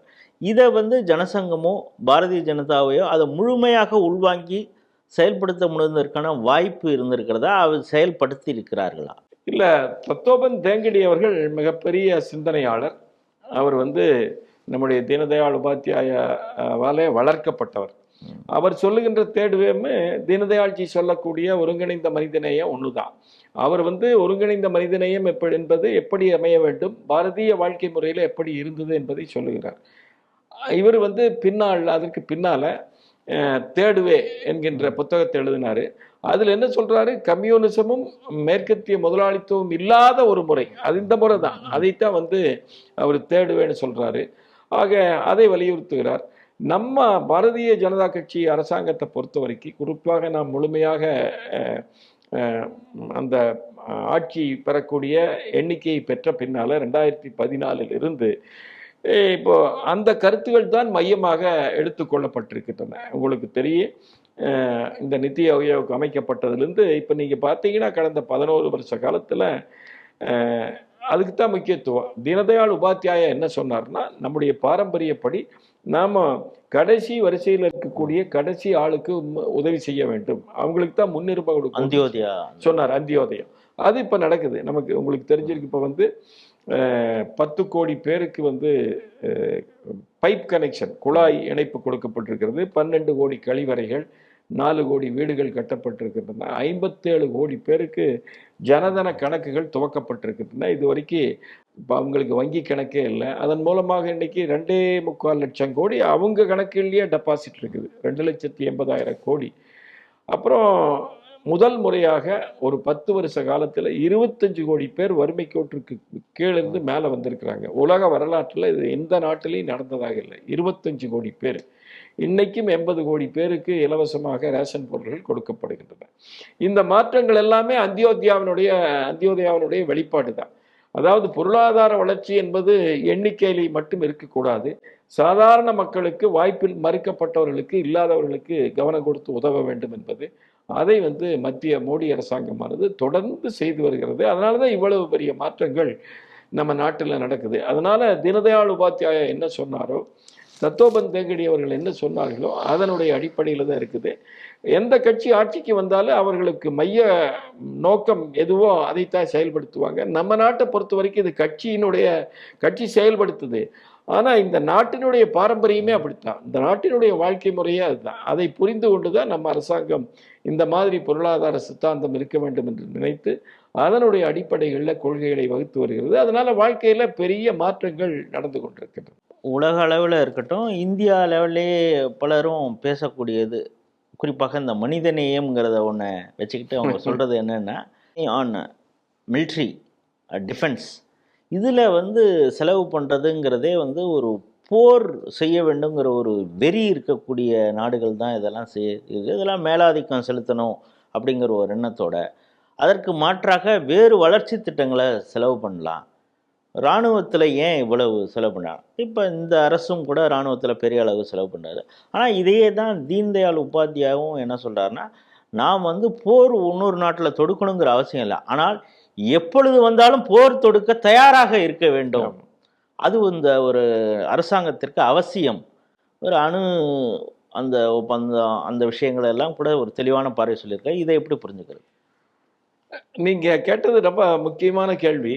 அதாவது இந்த விஷயத்தை அவங்க எப்போ சொல்கிறாங்கன்னு சொன்னால், எப்போ நம்ம நாட்டில் வலிமையான அரசாங்கம் அமைந்து இந்த இராணுவத்திற்கு அதிகமாக செலவு செய்து பாதுகாப்புக்கு நடவடிக்கைகளை எடுக்கிறோமோ அப்போ தான் சொல்கிறாங்க. இதுக்கு முக்கியமான காரணமே காங்கிரஸ் கட்சி தான். அதாவது இந்த கேள்வி எப்போ எழுந்ததுன்னு சொன்னால், மோடி அவர்கள் வந்து வலுவான அரசாங்கமாக அமைந்து நம்முடைய பாதுகாப்புத்துறைக்கு முக்கியத்துவம் கொடுக்கறதுனால தான் இந்த கேள்வியை நம்முடைய எதிர்ப்பாளர்கள் கிளப்புறாங்க. இதற்கு அடிப்படை காரணமே நம்முடைய காங்கிரஸ் கட்சி தான். காங்கிரஸ் நேருவினுடைய தலைமையில் மிக மோசமாக இருந்ததுனால, வீக் லீடராக இருந்ததுனால நமக்கு நம்ம சீனாவுக்கு பெரிய நம்முடைய நிலப்பகுதியை இழந்திருக்கிறோம். பாகிஸ்தான் போரில் முழுமையாக வெற்றி பெறவில்லை. ஆக காங்கிரசினுடைய அணுகுமுறையே மிக மோசமாக இருந்தது. நமக்கு தெரியும், போன 2014 அவங்க ஆட்சியில் இருந்தபோது அப்போதைய பாதுகாப்புத்துறை அமைச்சர் அந்தோணி அவர் பாராளுமன்றத்திலேயே சொன்னார். அதாவது நம்ம விட்ட போதுமான படை வீரர்களுக்கு நம்ம தகுதியான உடைகள் எல்லாம் கொடுக்கறது இல்லை, நம்ம போட முடியல, நாட்டினுடைய எல்லை பகுதியை ஒட்டி ரோடே போடுறது இல்லை, அதுவே பாதுகாப்பு தான் அப்படின்னு எல்லாம் சொன்னார். அதாவது அரசாங்கம் அதில் தோத்து போயிருக்குதுங்கிறத அவர் வெளிப்படையாக சொன்னார். ஆனால் ஒரு நாட்டினுடைய அரண் என்பது மிகவும் முக்கியம். இதை நம்முடைய திருவள்ளுவர் அவர் அதுக்காக ஒரு சாப்டரே திருக்குறளில் அதிகாரமே ஒதுக்கியிருக்காரு. ஆக ஒரு நாட்டினுடைய எல்லைகள் பாதுகாக்கப்பட வேண்டும். அது நம்ம மாதிரி நாடு தான் இன்னைக்கு உலகத்துக்கு வாழ்க்கை முறைக்கு மாற்றான நாடு. பெரிய பாரம்பரியமும் பண்பாட்டு வரலாறும் இருக்கக்கூடிய ஒரே நாடு நம்முடைய தேசம்தான். ஆகவே கண்டிப்பாக நாம் எல்லையை பாதுகாத்தாக வேண்டும். அது நம்மை சுற்றி இருக்கக்கூடிய நாடுகள் எல்லாமே நம்மை அழிக்க துணிகின்ற நாடுகள். ஆகவே இது பாதுகாக்கப்பட வேண்டும். அதற்காகத்தான் மோடி அவர்கள் பாதுகாப்புத்துறைக்கு அதிகமாக செலவு செய்கிறார். கண்டிப்பாக நம்ம நாட்டினுடைய இறையாண்மையானது பாதுகாக்கப்பட வேண்டும். அதற்காக செலவு செய்வது தப்பு இல்லை. அதனால் மற்ற துறைகளுக்கு குறைஞ்சிடுது அப்படிங்கிறது இல்லைங்க. முதல்ல நாட்டினுடைய பாதுகாப்பு உறுதி செய்யப்பட வேண்டும். இன்னைக்கு பாகிஸ்தானில் என்ன சூழ்நிலை, சீனாவில் என்ன சூழ்நிலை, வங்காளதேசத்தில் என்ன சூழ்நிலைன்னு நம்ம எல்லை நாடுகளை பார்த்தாலே தெரியுங்க. ஆக பாதுகாப்புத்துறைக்கு அரசு மிக முக்கிய கவனம் கொடுக்க வேண்டும். அதுதான் அடிப்படை. அதற்கு மேலே மற்ற துறைகளிலும் பெரிய அளவுக்கு இந்த கட்டுமானங்கள், வளர்ச்சி பணிகள் எல்லாம் நடந்து வருகின்றன. இப்போ நம்ம எக்கனாமிக் விஷயமா பல பார்வைகள் பேசிட்டோம். கம்யூனிசம், சோசியலிசம், இப்போ இந்துத்துவ ஐடியாலஜி, அந்த பார்வையில் இப்போ புதுசாக ஒரு ஐடியாலஜி உருவாகிருக்கு. அதை பற்றி இங்கே பேசாமல் இருக்க முடியாது. அதுதான் திராவிட மாடல் அப்படின்னு சொல்கிறாங்க. திராவிட மாடலில் அவங்க சொல்கிறாங்கன்னா, நாங்கள் மற்ற மாநிலங்களை விடவே போட்டி போடலை, உலக நாடுகளோட தான் போட்டி போட்டுக்கிட்டு இருக்கோம் அப்படிங்கிறாங்க. அது எந்த அளவு உண்மை? சரி, தமிழ்நாடு குறிப்பாக அந்த திராவிட மாடல் வெற்றி பெற்றால் நம்மளும் தானே சந்தோஷப்படணும், ஏன் அதை கிரிட்டிசைஸ் பண்ணணும்? முதல்ல இந்த திராவிட மாடல்ங்கிறதே ஏமாற்று வேலைங்க. நம்ம நேயர்களுக்கு அதிகமாக தெரிஞ்சிருக்கு இது என்ன திராவிடம், இது என்ன மாடல், இதெல்லாம் இவர்களாக வச்சுக்கொள்ளக்கூடிய பேர். இவங்க திமுக கட்சியினர் நமக்கு தெரியும், இந்த பேர் வைக்கிறதெல்லாம் ரொம்ப கெட்டிக்காரர், பெரியாரும்பாங்க, பேரறிஞர்பாங்க, அவங்க பேர்களை மட்டும் வச்சுக்குவாங்க, முத்தமிழ் அறிஞர்பாங்க. இது பேர்களை என்ன வேணாலும் வச்சுக்கலாம். அதனால் இந்த திராவிட மாடல்ங்கிறது உண்மையில் நமக்கு புரியல. அதுக்கான விளக்கம் யாரும் அவங்களுக்கு கொடுக்க மாட்டாங்க, அவங்களுக்கு தெரியாது. இது என்ன மாடல், இது கொள்ளையடிக்கிற மாடல். நீங்கள் தமிழ்நாட்டினுடைய பொருளாதார நிலைமை மிக மோசமாக இருக்கிறது. இது குறித்து சில விவரங்கள் கூட வந்திருக்குது. உங்களுக்கு தெரியும், கடந்த சுதந்திரம் வாங்கினதுலேருந்து 1950களில் தொடங்கி இவங்க ஆட்சிக்கு வர வரைக்கும் 2021 வரைக்கும் இருந்த கடன் சுமார் 4.5 லட்சம் கோடி தான். ஆனால் இப்போ இந்த 4.25 வருஷத்தில் அதுக்கு இணையான தொகையை கடனை வாங்கிட்டாங்க. இப்போ 9.5-10 லட்சம் கோடிக்கு பக்கமாக வந்தாச்சுங்க. கடன் அதிகம். அதுக்கும் சாமானியனுக்கும் சம்பந்தமே இல்லைன்னு பொருளாதார நிபுணர் ஜெயரஞ்சன் சொல்ல. எனக்கு அது என்னன்னு சொல்ல தெரியலைங்க. அவர் என்னையில விட பெரியவராக இருக்கலாம், ஆனால் பொருளாதார நிபுணர்னு சொல்கிறதே தப்பு. அது எப்படி அந்த சின்ன பொண்ணு ஒருத்தர் கேள்வி ஆக்குறாங்க, பத்திரிகையாளர், அவங்கள பார்த்து உங்களுக்கு என்ன தெரியும் இந்த கடன் பாதிக்காதுன்னு, அது என்ன முட்டாள்தனம்? அது கண்டிப்பாக பாதிக்கும். அரசாங்கம் செய்யக்கூடிய எல்லா விஷயம் நம்மளை பாதிக்கும். அந்த கடன் நம்ம தலை மேலே தான் விழுகுதுங்க. அப்போ ஏன் சொத்து வரி ஏற்றுறாங்க, ஏன் எலக்ட்ரிசிட்டி போர்டில் வரி ஏற்றுறாங்க? குறைக்க வேண்டியதானே, ஏன் பண்ணல? இவர் எப்படிங்க ஒரு திட்டக்குழுவினுடைய துணைத் தலைவராக இருக்க முடியும்? அதற்கு எனக்கு அவர் பொருத்தமான ஆளாக தெரியல. அவர் இந்த திராவிட ஆட்சியினுடைய ஊதுகுழலாகத்தான் செயல்படுகிறார். இப்போ இந்த 10 லட்சம் கோடி மட்டுமே பிரச்சனை இல்லைங்க, அது மிக முக்கியமான பிரச்சனை தான். வேற நீங்க ஒவ்வொரு துறைகளிலும் நடக்கக்கூடிய அந்த இருக்கக்கூடிய கடன்கள், அதுல ஊழலை பார்த்தீங்கன்னா அசந்து போயிட வேண்டும். இப்போ எலக்ட்ரிசிட்டி போர்டு இருக்குதுங்க, அது இந்த டிஸ்ட்ரிபியூஷன் கம்பெனி மூலமா நடந்துட்டு வருது. அதுல எனக்கு சரியான தொகை ஞாபகம் இல்லை, 1.5 லட்சம் கோடிக்கு மேலே இப்போ நஷ்டம் இருக்குதுங்க. 1.8 lakh crore நினைக்கிறேன் நஷ்டம் இருக்குது. நீங்கள் அந்த நஷ்டம் டிரான்ஸ்போர்ட் கார்பரேஷனில் பல ஆயிரம் கோடி நஷ்டம் இருக்குதுங்க. தமிழ்நாடினுடைய பொதுத்துறை நிறுவனங்கள் நீங்கள் எதை எடுத்துட்டாலும் அதில் நஷ்டங்கள் பெரும்பாலான நிறுவனங்கள் இருக்குது. இதெல்லாம் நீங்கள் சேர்த்துக்குங்க, இதெல்லாம் எவ்வளவு லட்சம் கோடி ஆகிறதுங்க. அது போக எதுவுமே இன்னைக்கு சரியாக பயன்படுத்தப்படலை. உதாரணமாக தமிழ்நாட்டில் 180 அரசு கலைக்கல்லூரி இருக்குதுங்க. ஆச்சுங்களா. இந்த 180 அரசு கலைக்கல்லூரியில் ஏறத்தாழ பாதி கல்லூரியில் பிரின்சிபல் முதல்வர் கிடையாது. திமுக ஆட்சிக்கு வந்ததுக்கு அப்புறம் 40-50 கல்லூரிகளை ஆரம்பிச்சிருக்கிறாங்க அரசு கல்லூரியில். எதுலேயுமே ஒரு ஆளையும் கூட போடலைங்க, நியமனமே இல்லை. நீங்கள் 1921-22க்கு அப்புறம் அரசு கல்லூரிகளில் எந்த நியமனமும் இல்லை. ஒரு 14 பேரை என்னவோ கடைசியாக போட்டாங்க. எந்த கல்லூரியிலையுமே அரசு கல்லூரிகளில் முழுமையாக ஆசிரியர்கள் இல்லை. முதல்ல இருந்து செயல்பட்டு வந்த கல்லூரிகள்லேருந்து 2 பேர் இங்கே மாற்றிருக்கிறாங்க. அதனால் அங்கே பற்றாக்குறையாக இருக்குது. இதெல்லாம் பெரிய பாதிப்புங்க. நீங்கள் கட்டமைப்பு உருவாக்கி விட்டுட்டீங்க, அதை பண்ணுறோம்னு சொல்லிட்டீங்க, அதுக்கான மீதி வேலைகளை செஞ்சீங்கன்னா இல்லை. உங்களுக்கு தெரிஞ்சிருக்கலாம், பள்ளிக்கூடங்களில் என்னுடைய ஞாபகம் சரியாக இருக்கும்னா 37,000 தலைமை ஆசிரியர் என்னவோ, அதில் 1500 பேர் தலைமை ஆசிரியர் நியமனமே கிடையாதுங்க. ஆக இது வெறும் 10 லட்சம் கடன் மட்டும் இல்லை, ஒவ்வொரு பொதுத்துறை நிறுவனமும் பெரிய அளவில் கடன் இருக்கிறது. நஷ்டத்தை இன்னைக்கு சேர்த்திட்டு இருக்குது. அநேகமாக டிரான்ஸ்போர்ட் கார்பரேஷன் நினைக்கிறேங்க, நாங்கள் ரஃபாக ஒரு கணக்கு போட்டு பார்த்தோம், ஒரு நாளைக்கு 70 கோடி 50 கோடியோ தினசரி அதில் நஷ்டம் இன்னைக்கு ஏற்பட்டு இருக்குதுங்க. இந்த நஷ்டங்க வேற. இங்க உருவாக்கின கட்டமைப்புக்கு எந்த விதமான அது செயல்பாட்டுக்கும் இவங்க ஆளுகளை நியமனம் பண்ணவே இல்லைங்க. அது பள்ளிக்கூடம் ஆகட்டும், கல்லூரி ஆகட்டும், இப்படித்தான் இருக்குது. அதனால தமிழ்நாட்டினுடைய நிலைமை மிக மோசமாக இருக்கிறது. இவங்க பேசுறது முழுக்க முழுக்க போய், நான் பிற மாநிலங்கள் கூட போடல, பிற தேசங்க கூட போடுறோம்னா இதை விட முட்டாள்தனம் வேற ஏதாவது இருக்க முடியுமா? நீங்க மற்ற மாநிலங்கள் கூட போடுவதற்கே உங்களுக்கு தகுதி இல்லை. ஒரே ஒரு விஷயம் சொல்றேன் பாருங்க. கல்வித்துறையில நீங்க இப்போ வருஷம் ஒரு ரிப்போர்ட் வருதுங்க, அதுக்கு பேர் ஏசர் ரிப்போர்ட் அப்படின்னு.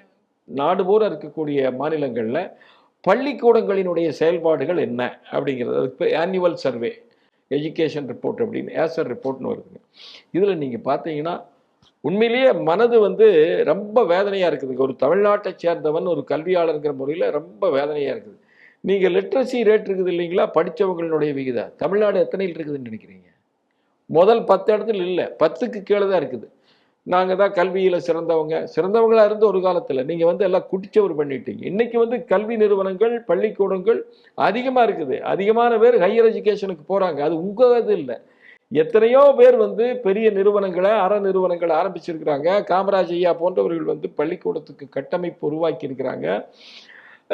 ஆரம்பத்திலிருந்து கல்வி நன்றாக இருக்கிறது. ஆனால் இந்த கல்வித்துறையை நீங்க குட்டிச்சவர் ஆக்குனதுனால இன்னைக்கு அந்த ஆசர் ரிப்போர்ட் லேட்டஸ்டா வந்த 2025 ரிப்போர்ட் என்ன சொல்லுது தெரியுங்களா? ஒரு 3ஆம் வகுப்பு படிக்கிற பையன் 2ஆம் வகுப்பு புத்தகத்தை படிக்க முடியுமா அப்படின்னா எத்தனை சதவீதம் பேர் படிக்க முடியும்னா வெறும் 12%.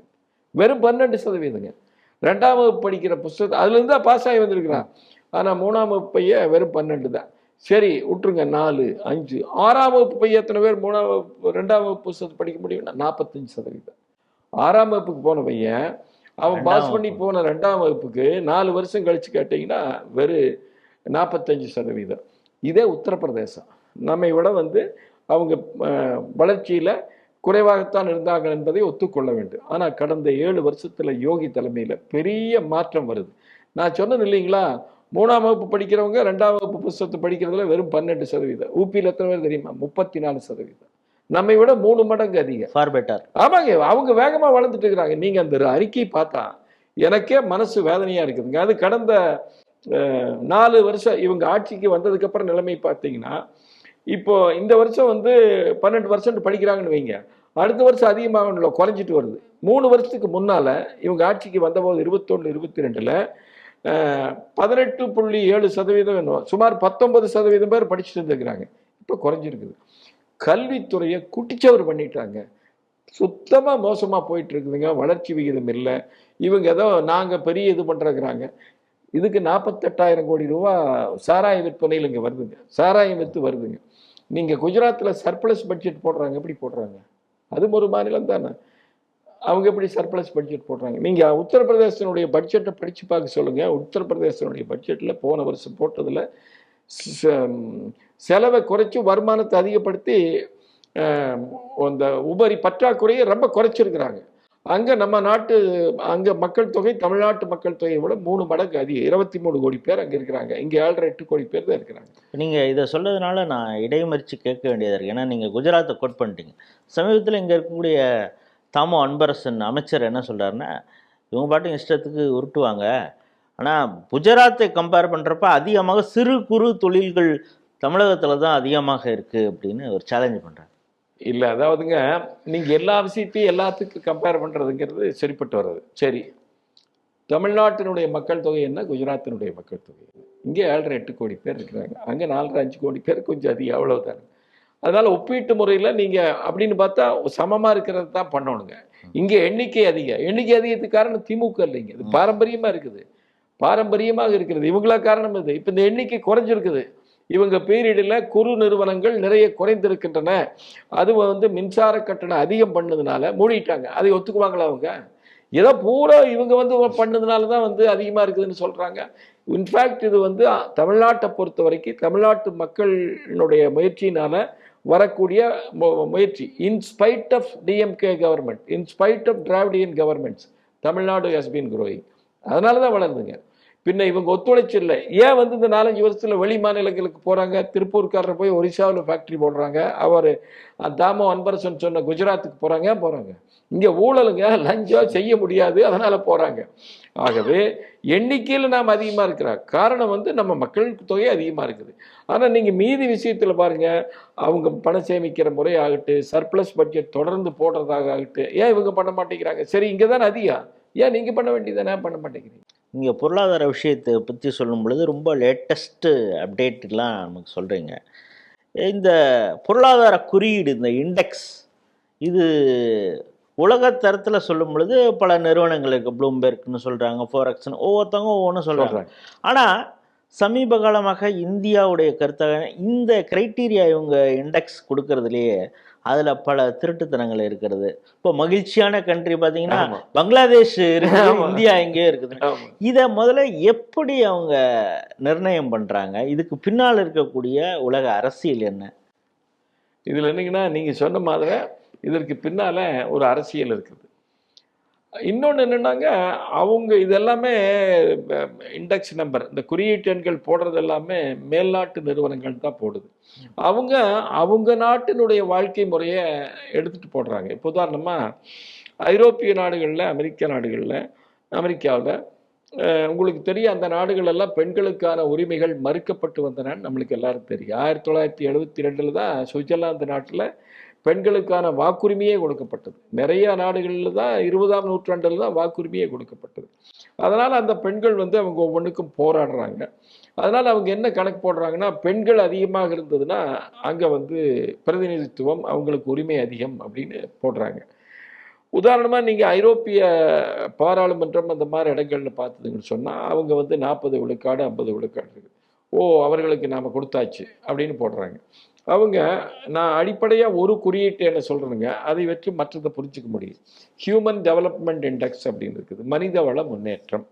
அந்த மனிதவள முன்னேற்ற இண்டெக்ஸில் பார்த்தீங்கன்னா வருஷம் நீங்கள் இந்த 2-3 நாடு தான் முதல்ல இருக்குது. நார்வே, ஸ்வீடன்னு, அப்புறம் இந்த மற்ற டென்மார்க் போன்ற அங்கே இருக்கக்கூடிய ஐரோப்பிய நாடுகள்.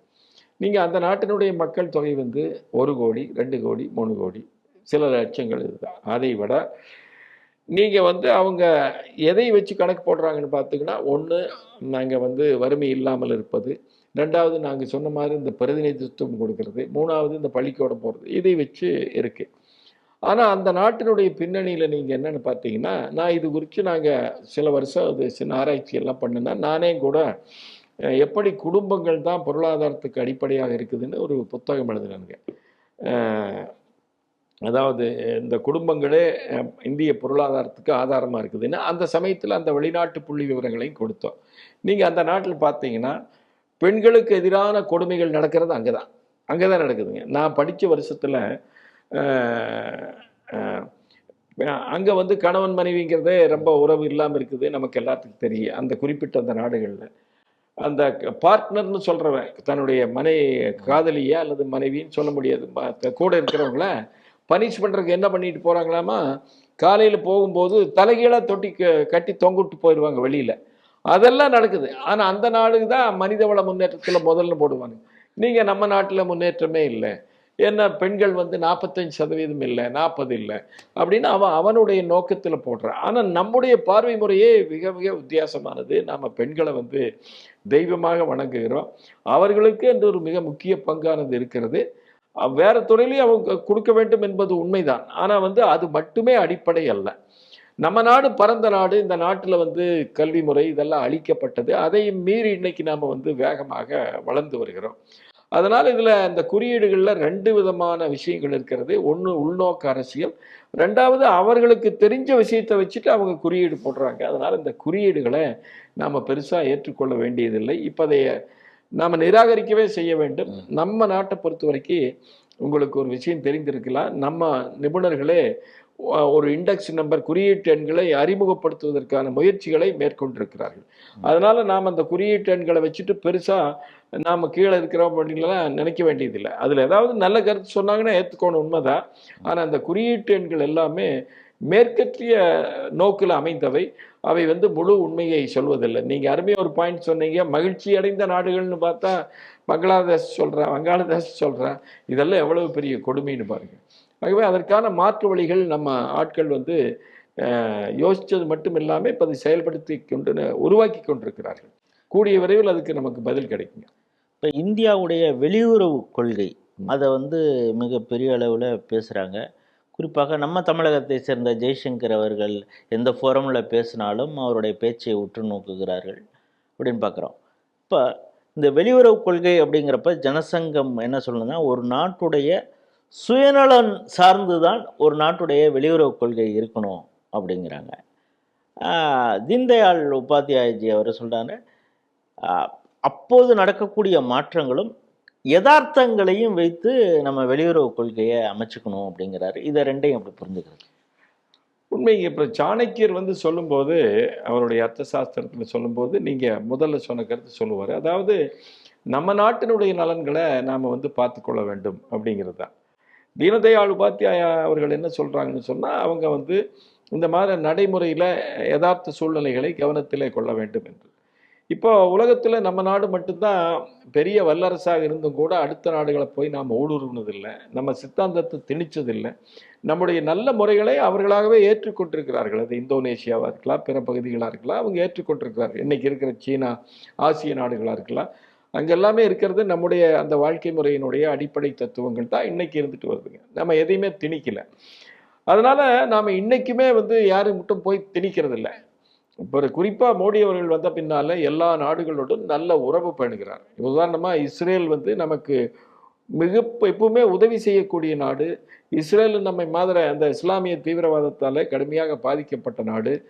நாம் மேலே ரொம்ப மரியாதை வச்சிருக்கிறாங்க. காரணம், உலகம் பூரா யூதர்கள் துரத்தி அடிக்கப்பட்ட போது அவங்கள ஏற்றுட்டு இங்கே நம்ம ஒரு பகுதியான மக்களாக பாவித்து வந்த நாடு. அதனால தான் அவங்க சுதந்திரம் வாங்கின உடனே நம்ம நாட்டை பாராட்டி தீர்மானம் போட்டாங்க. அவங்க கூட இதுவரைக்கும் இந்த ஓட்டு வங்கி அரசியலுக்காக நம்முடைய நேரு காலத்தில் தொடங்கி கடைசி வரைக்கும் இஸ்ரேல் கூட உறவு இல்லாமல் இருந்தாங்க. மோடி மாற்றிருக்கிறாரு. அதே சமயத்தில் இஸ்லாமிய நாடுகள் கூட நாம் நெருக்கமாக இருக்கிறோம். நம்ம யாருக்குமே எதிரிகள் இல்லை.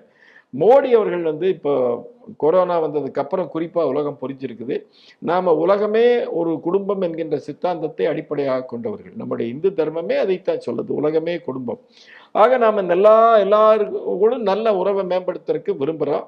அதனால தான் கொரோனாவில் 100க்கும் மேற்பட்ட நாடுகளுக்கு நாம உதவி செய்தோம். இது ஒரு பகுதி.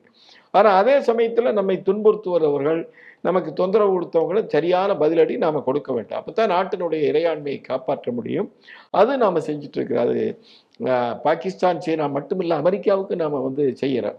அவங்க வந்து வற்புறுத்தின போது நாம் ஏற்றுக்கல. நீங்கள் ரஷ்யாவிலிருந்து ஆயில வாங்க கூடாதுன்னு அவங்க சொன்ன போது நாம் ஏற்றுக்கல. அதற்கு பிரதிநிதியாகத்தான் இன்னைக்கு வந்து ஜெய்சங்கர் இருந்து சிறப்பாக செயல்பட்டு கொண்டு வருகிறார். ஆக நம்ம நாட்டை பொறுத்த வரைக்கும் நம்முடைய வெளிநாட்டு சித்தாந்தம் என்பது நாம் எல்லாரையும் சகோதரர்களாக கருதுகிறோம். அதே சமயத்தில் நமக்கு எதிரிகளாக இருப்பவர்களை நாம் வந்து இனங்கண்டு அவர்களுக்கு பதிலடி கொடுக்கிறோம். நாம் யாருடைய அச்சுறுத்தலுக்கும் நாம் வந்து அடிபணிவதில்லை. அதை ட்ரம்பே சொல்லிக்கிறாப்புல, மோடி என்னுடைய நண்பரை நான் சொல்றது முழுதும் கேட்க மாட்டேன்னு அவசியம் இல்லை. நமக்கு நம்ம நாடு முக்கியம், நம்ம நாட்டினுடைய நலன்கிறது முக்கியம். ஆகவே அந்த வகையில் மோடி அவர்கள் வந்து மிக சிறப்பாக செயல்பட்டு வருகிறார். இன்றைக்கு உலகம் முழுவதும் மதிக்கக்கூடிய ஒரு தலைவராக அவர் இருந்து வருவதற்கு காரணம் அதுதான். நாம் வந்து எல்லாத்தையும் மதிக்கிறோம், எல்லாத்துடைய உறவையும் பேணுறோம். அதே சமயத்தில் நம்முடைய நாட்டு நலன்கள் என்று வரும்போது நாம் அதை விட்டு கொடுப்பதில்லை. அதை எல்லாருமே நல்லவர்கள் எல்லாருமே புரிஞ்சுக்கிறாங்க. இப்போ சமீபத்தில் தீன்தயாள் உபாத்யாயா அவர் சம்பந்தமான அந்த பாலிசி சம்பந்தமாக ஒரு விழா ஆந்திர பிரதேசத்தில் நடந்தது. அந்த நிகழ்ச்சியில் நீங்களும் கலந்து கொண்டீங்க. அந்த நிகழ்ச்சி எதற்காக, அதற்கு அது என்ன விஷயங்களை வந்து மக்களிடம் கொண்டு செல்ல ஒரு திட்டம் வச்சிருக்கு? அதாவதுங்க, நம்ம நாட்டில் பிரதானமான கட்சிகளாக இருந்த காங்கிரஸ் கட்சி அப்போது 1950-60களில் அதற்கு என்று பெரிய சொந்தமான கொள்கை இல்லை. அவங்க சோசலிசத்தை கடைப்பிடித்து அதைய நடைமுறைப்படுத்தி கொண்டு வந்தார்கள். பிறகு கம்யூனிஸ்டுகள் அப்போது வலுவாக இருந்தார்கள். அவர்களுக்கு என்று ஒரு கொள்கை இருந்தது, தவறான கொள்கையாக இருந்தாலும் கூட. நாம தான் முதல்ல 1960களில் 65ல் மாற்று சித்தாந்தத்தை ஏற்றுக்கொண்டோம். அந்த சித்தாந்தம் தான் இந்த கலாச்சார அடிப்படையிலான ஒருங்கிணைந்த மனிதநேய தத்துவம். இது வந்து 1965ல் ஜனவரி 24, 25, 23லேருந்து 25 வரைக்கும் அகில இந்திய கூட்டமானது பாரதிய ஜனசங்கத்தினுடைய சார்பில் விஜயவாடாவில் முனிசிபாலிட்டி கிரவுண்டில் நடந்தது. 61 வருஷம் கழித்து இப்போ சென்ற வாரம் அதே இடத்துல அதே நாட்களில் சில நம்ம நாட்டில் முக்கியஸ்தர்கள் இது குறித்து சிந்திப்பவர்கள் எல்லாம் கூடுனவங்க. அந்த கூட்டத்தில் 2 நாள் கருத்தரங்கு நடைபெற்றது. அதில் கடந்த 60 வருட காலத்தில் இந்த ஒருங்கிணைந்த மனிதநேய தத்துவம் என்பது எந்த அளவுக்கு நடைமுறையில் சாத்தியமாக்கப்பட்டிருக்கிறது, அதனுடைய வெளிப்பாடுகள் என்ன அப்படின்னு சொல்லி அதை பரிசீலனை செய்வதற்காக revisiting integral humanism as economic philosophy அதுக்கு தான் அந்த கூட்டம் நடந்ததுங்க. இதில் பல நிபுணர்கள் வந்து அவர்களுடைய கருத்துக்களை பகிர்ந்து கொண்டார்கள். நான் நம்ம சார்பில் எங்களுடைய சுதேசி ஆய்வுகள் மூலமாக என்னென்னலாம் வெளிப்பட்டதோ அதை பற்றி நான் பேசினேன். இப்போ எனக்கு என்ன தலைப்பு கொடுத்துருந்தாங்கன்னா, எப்படி இந்த பகிர்ந்தளித்தல் மூலமே, டீசென்ட்ரலைசேஷன் மூலமே பொருளாதாரத்தில் நம்ம செழிப்பை உருவாக்க முடியும் என்று தலைப்பு. எக்கனாமிக் ப்ராஸ்பரிட்டி அண்ட் டீசென்ட்ரலைசேஷன் என்பது தலைப்பு. நான் வந்து நம்முடைய அந்த ஆய்வுகளினுடைய அடிப்படையில் எப்படி நாடு முழுவதும் மக்கள் வந்து அவங்களாகவே முயற்சி செய்து இந்த தொழில் மையங்களை, விவசாய மையங்களை அமைச்சிருக்கிறாங்க.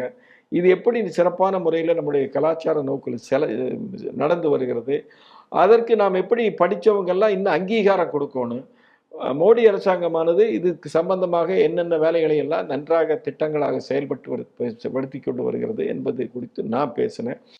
மற்றவர்கள் வந்து இப்போ நாம் முதல்ல பேசின மாதிரி அந்தியோதயா திட்டங்களை பற்றி பேசினாங்க.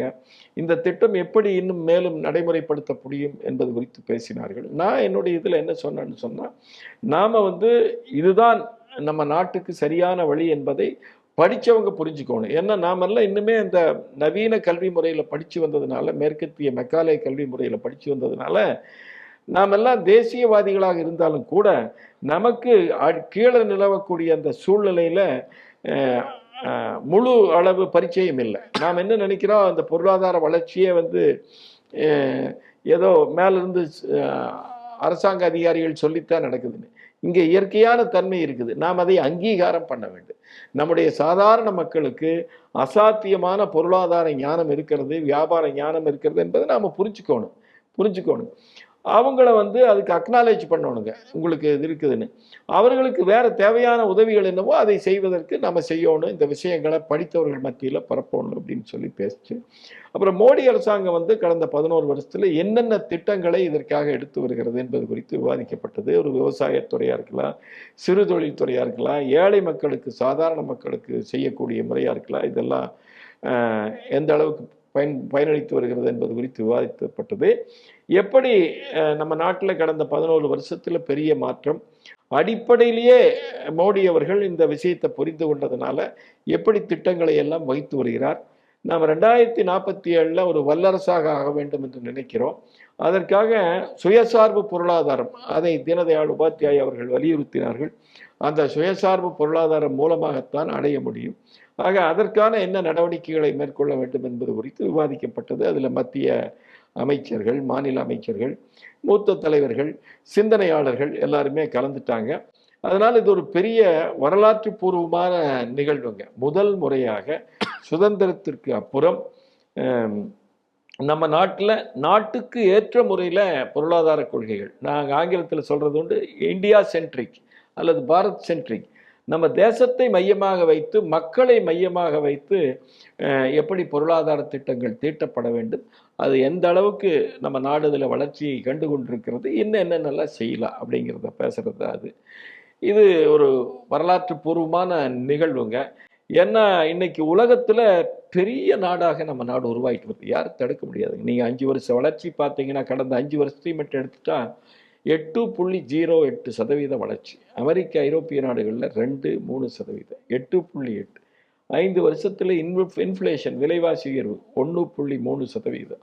இன்னைக்கு வெளிநாட்டு மூலதனங்கள் 100 நாடுகளுக்கு மேலே நம்ம நாட்டில் மூலதனம் பண்ணியிருக்கிறாங்க. அவங்களுக்கு இங்கே இந்த நாட்டு மேலே நம்பிக்கை இருக்கிறது. அசாத்தியமான கட்டமைப்பு வசதிகள் வளர்ந்து வருகின்றன. நாடு பெரிய அளவுக்கு போயிட்டு இருக்குதுங்க.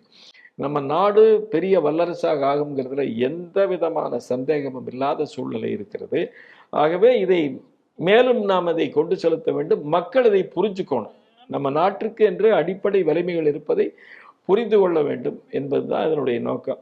நாம் இனிமேல் எந்த ஒரு கருத்தை பிரதிபலித்தாலும், ஒரு போக்கு அணுகுமுறை பற்றி சொன்னாலும் அதில் தேசத்தன்மை இருக்கணும், இந்தியத்தன்மை இருக்கணும். இப்போ வெள்ளக்காரனுடைய வெற்றியே என்னங்கன்னா, அதில் குறிப்பாக மக்காலே கல்வித்துறையில் மார்க்ஸ் இடதுசாரிகள் மூலமாக இந்த ஜேம்ஸ் மில் போன்றவர்கள் சொன்னதெல்லாம் இந்தியர்கள் அந்த இந்தியத்தன்மையை விட்டுறணும், இந்தியன்னஸ், அந்த பாரதிய தன்மையை, அந்த இந்து தன்மையை விட்டுறணும் அப்படிங்கிறது தான் அவங்க நோக்கம். அதனால் நம்ம நாட்டை பற்றி ஒரு இன்ஃபீரியாரிட்டி காம்ப்ளெக்ஸு, தாழ்வு மனப்பான்மையை உருவாக்குனாங்க. அது இன்னைக்கு வரைக்கும் நமக்கு இருக்குதுங்க. நம்ம கட்சியில் இருக்கிறவங்க மற்ற பெரும்பாலானவங்களும் என்ன நினைக்கிறோம், அது பரவாயில்ல போல இருக்குது வெள்ளைக்காரனது அப்படின்னு. நல்லது இருந்தால் எடுத்துக்கலாம், தப்பு இல்லை. ஆனால் நமக்கு என்று ஒரு அணுகுமுறை இருக்கிறது, அது சுயசார்பு தன்மை கொண்டது, அதில் நிறைய நன்மைகள் இருக்குதுங்கிறத நாம் புரிஞ்சுக்கணும். அதற்கான கூட்டம் தான் அது. இப்போ அமெரிக்காக்காரன் புரிஞ்சுட்டா, ட்ரம்ப் சொல்றாரு குளோபலைசேஷன் தோற்று போச்சு அப்படின்னு சொல்றாரு. ஆனால் நாம நமக்குன்னு பெரிய ஆயிரக்கணக்கான ஆண்டுகள் வாழ்க்கை முறை இருக்கிறது, மக்கள் இன்னைக்கு வாழ்ந்து கொண்டிருக்கிறார்கள். அது பற்றி புரிஞ்சுக்கணுங்கிறதுக்காகத்தான் அந்த கூட்டம் போட்டதுக்கு நல்ல மிக முக்கியமான கருத்தரங்கம். நாம் இந்த எடுத்திருக்கிற தலைப்பு பாரதிய வாழ்வியல் முறைங்கிறது அது மிகப்பெரிய வாஸ்ட் சப்ஜெக்ட்.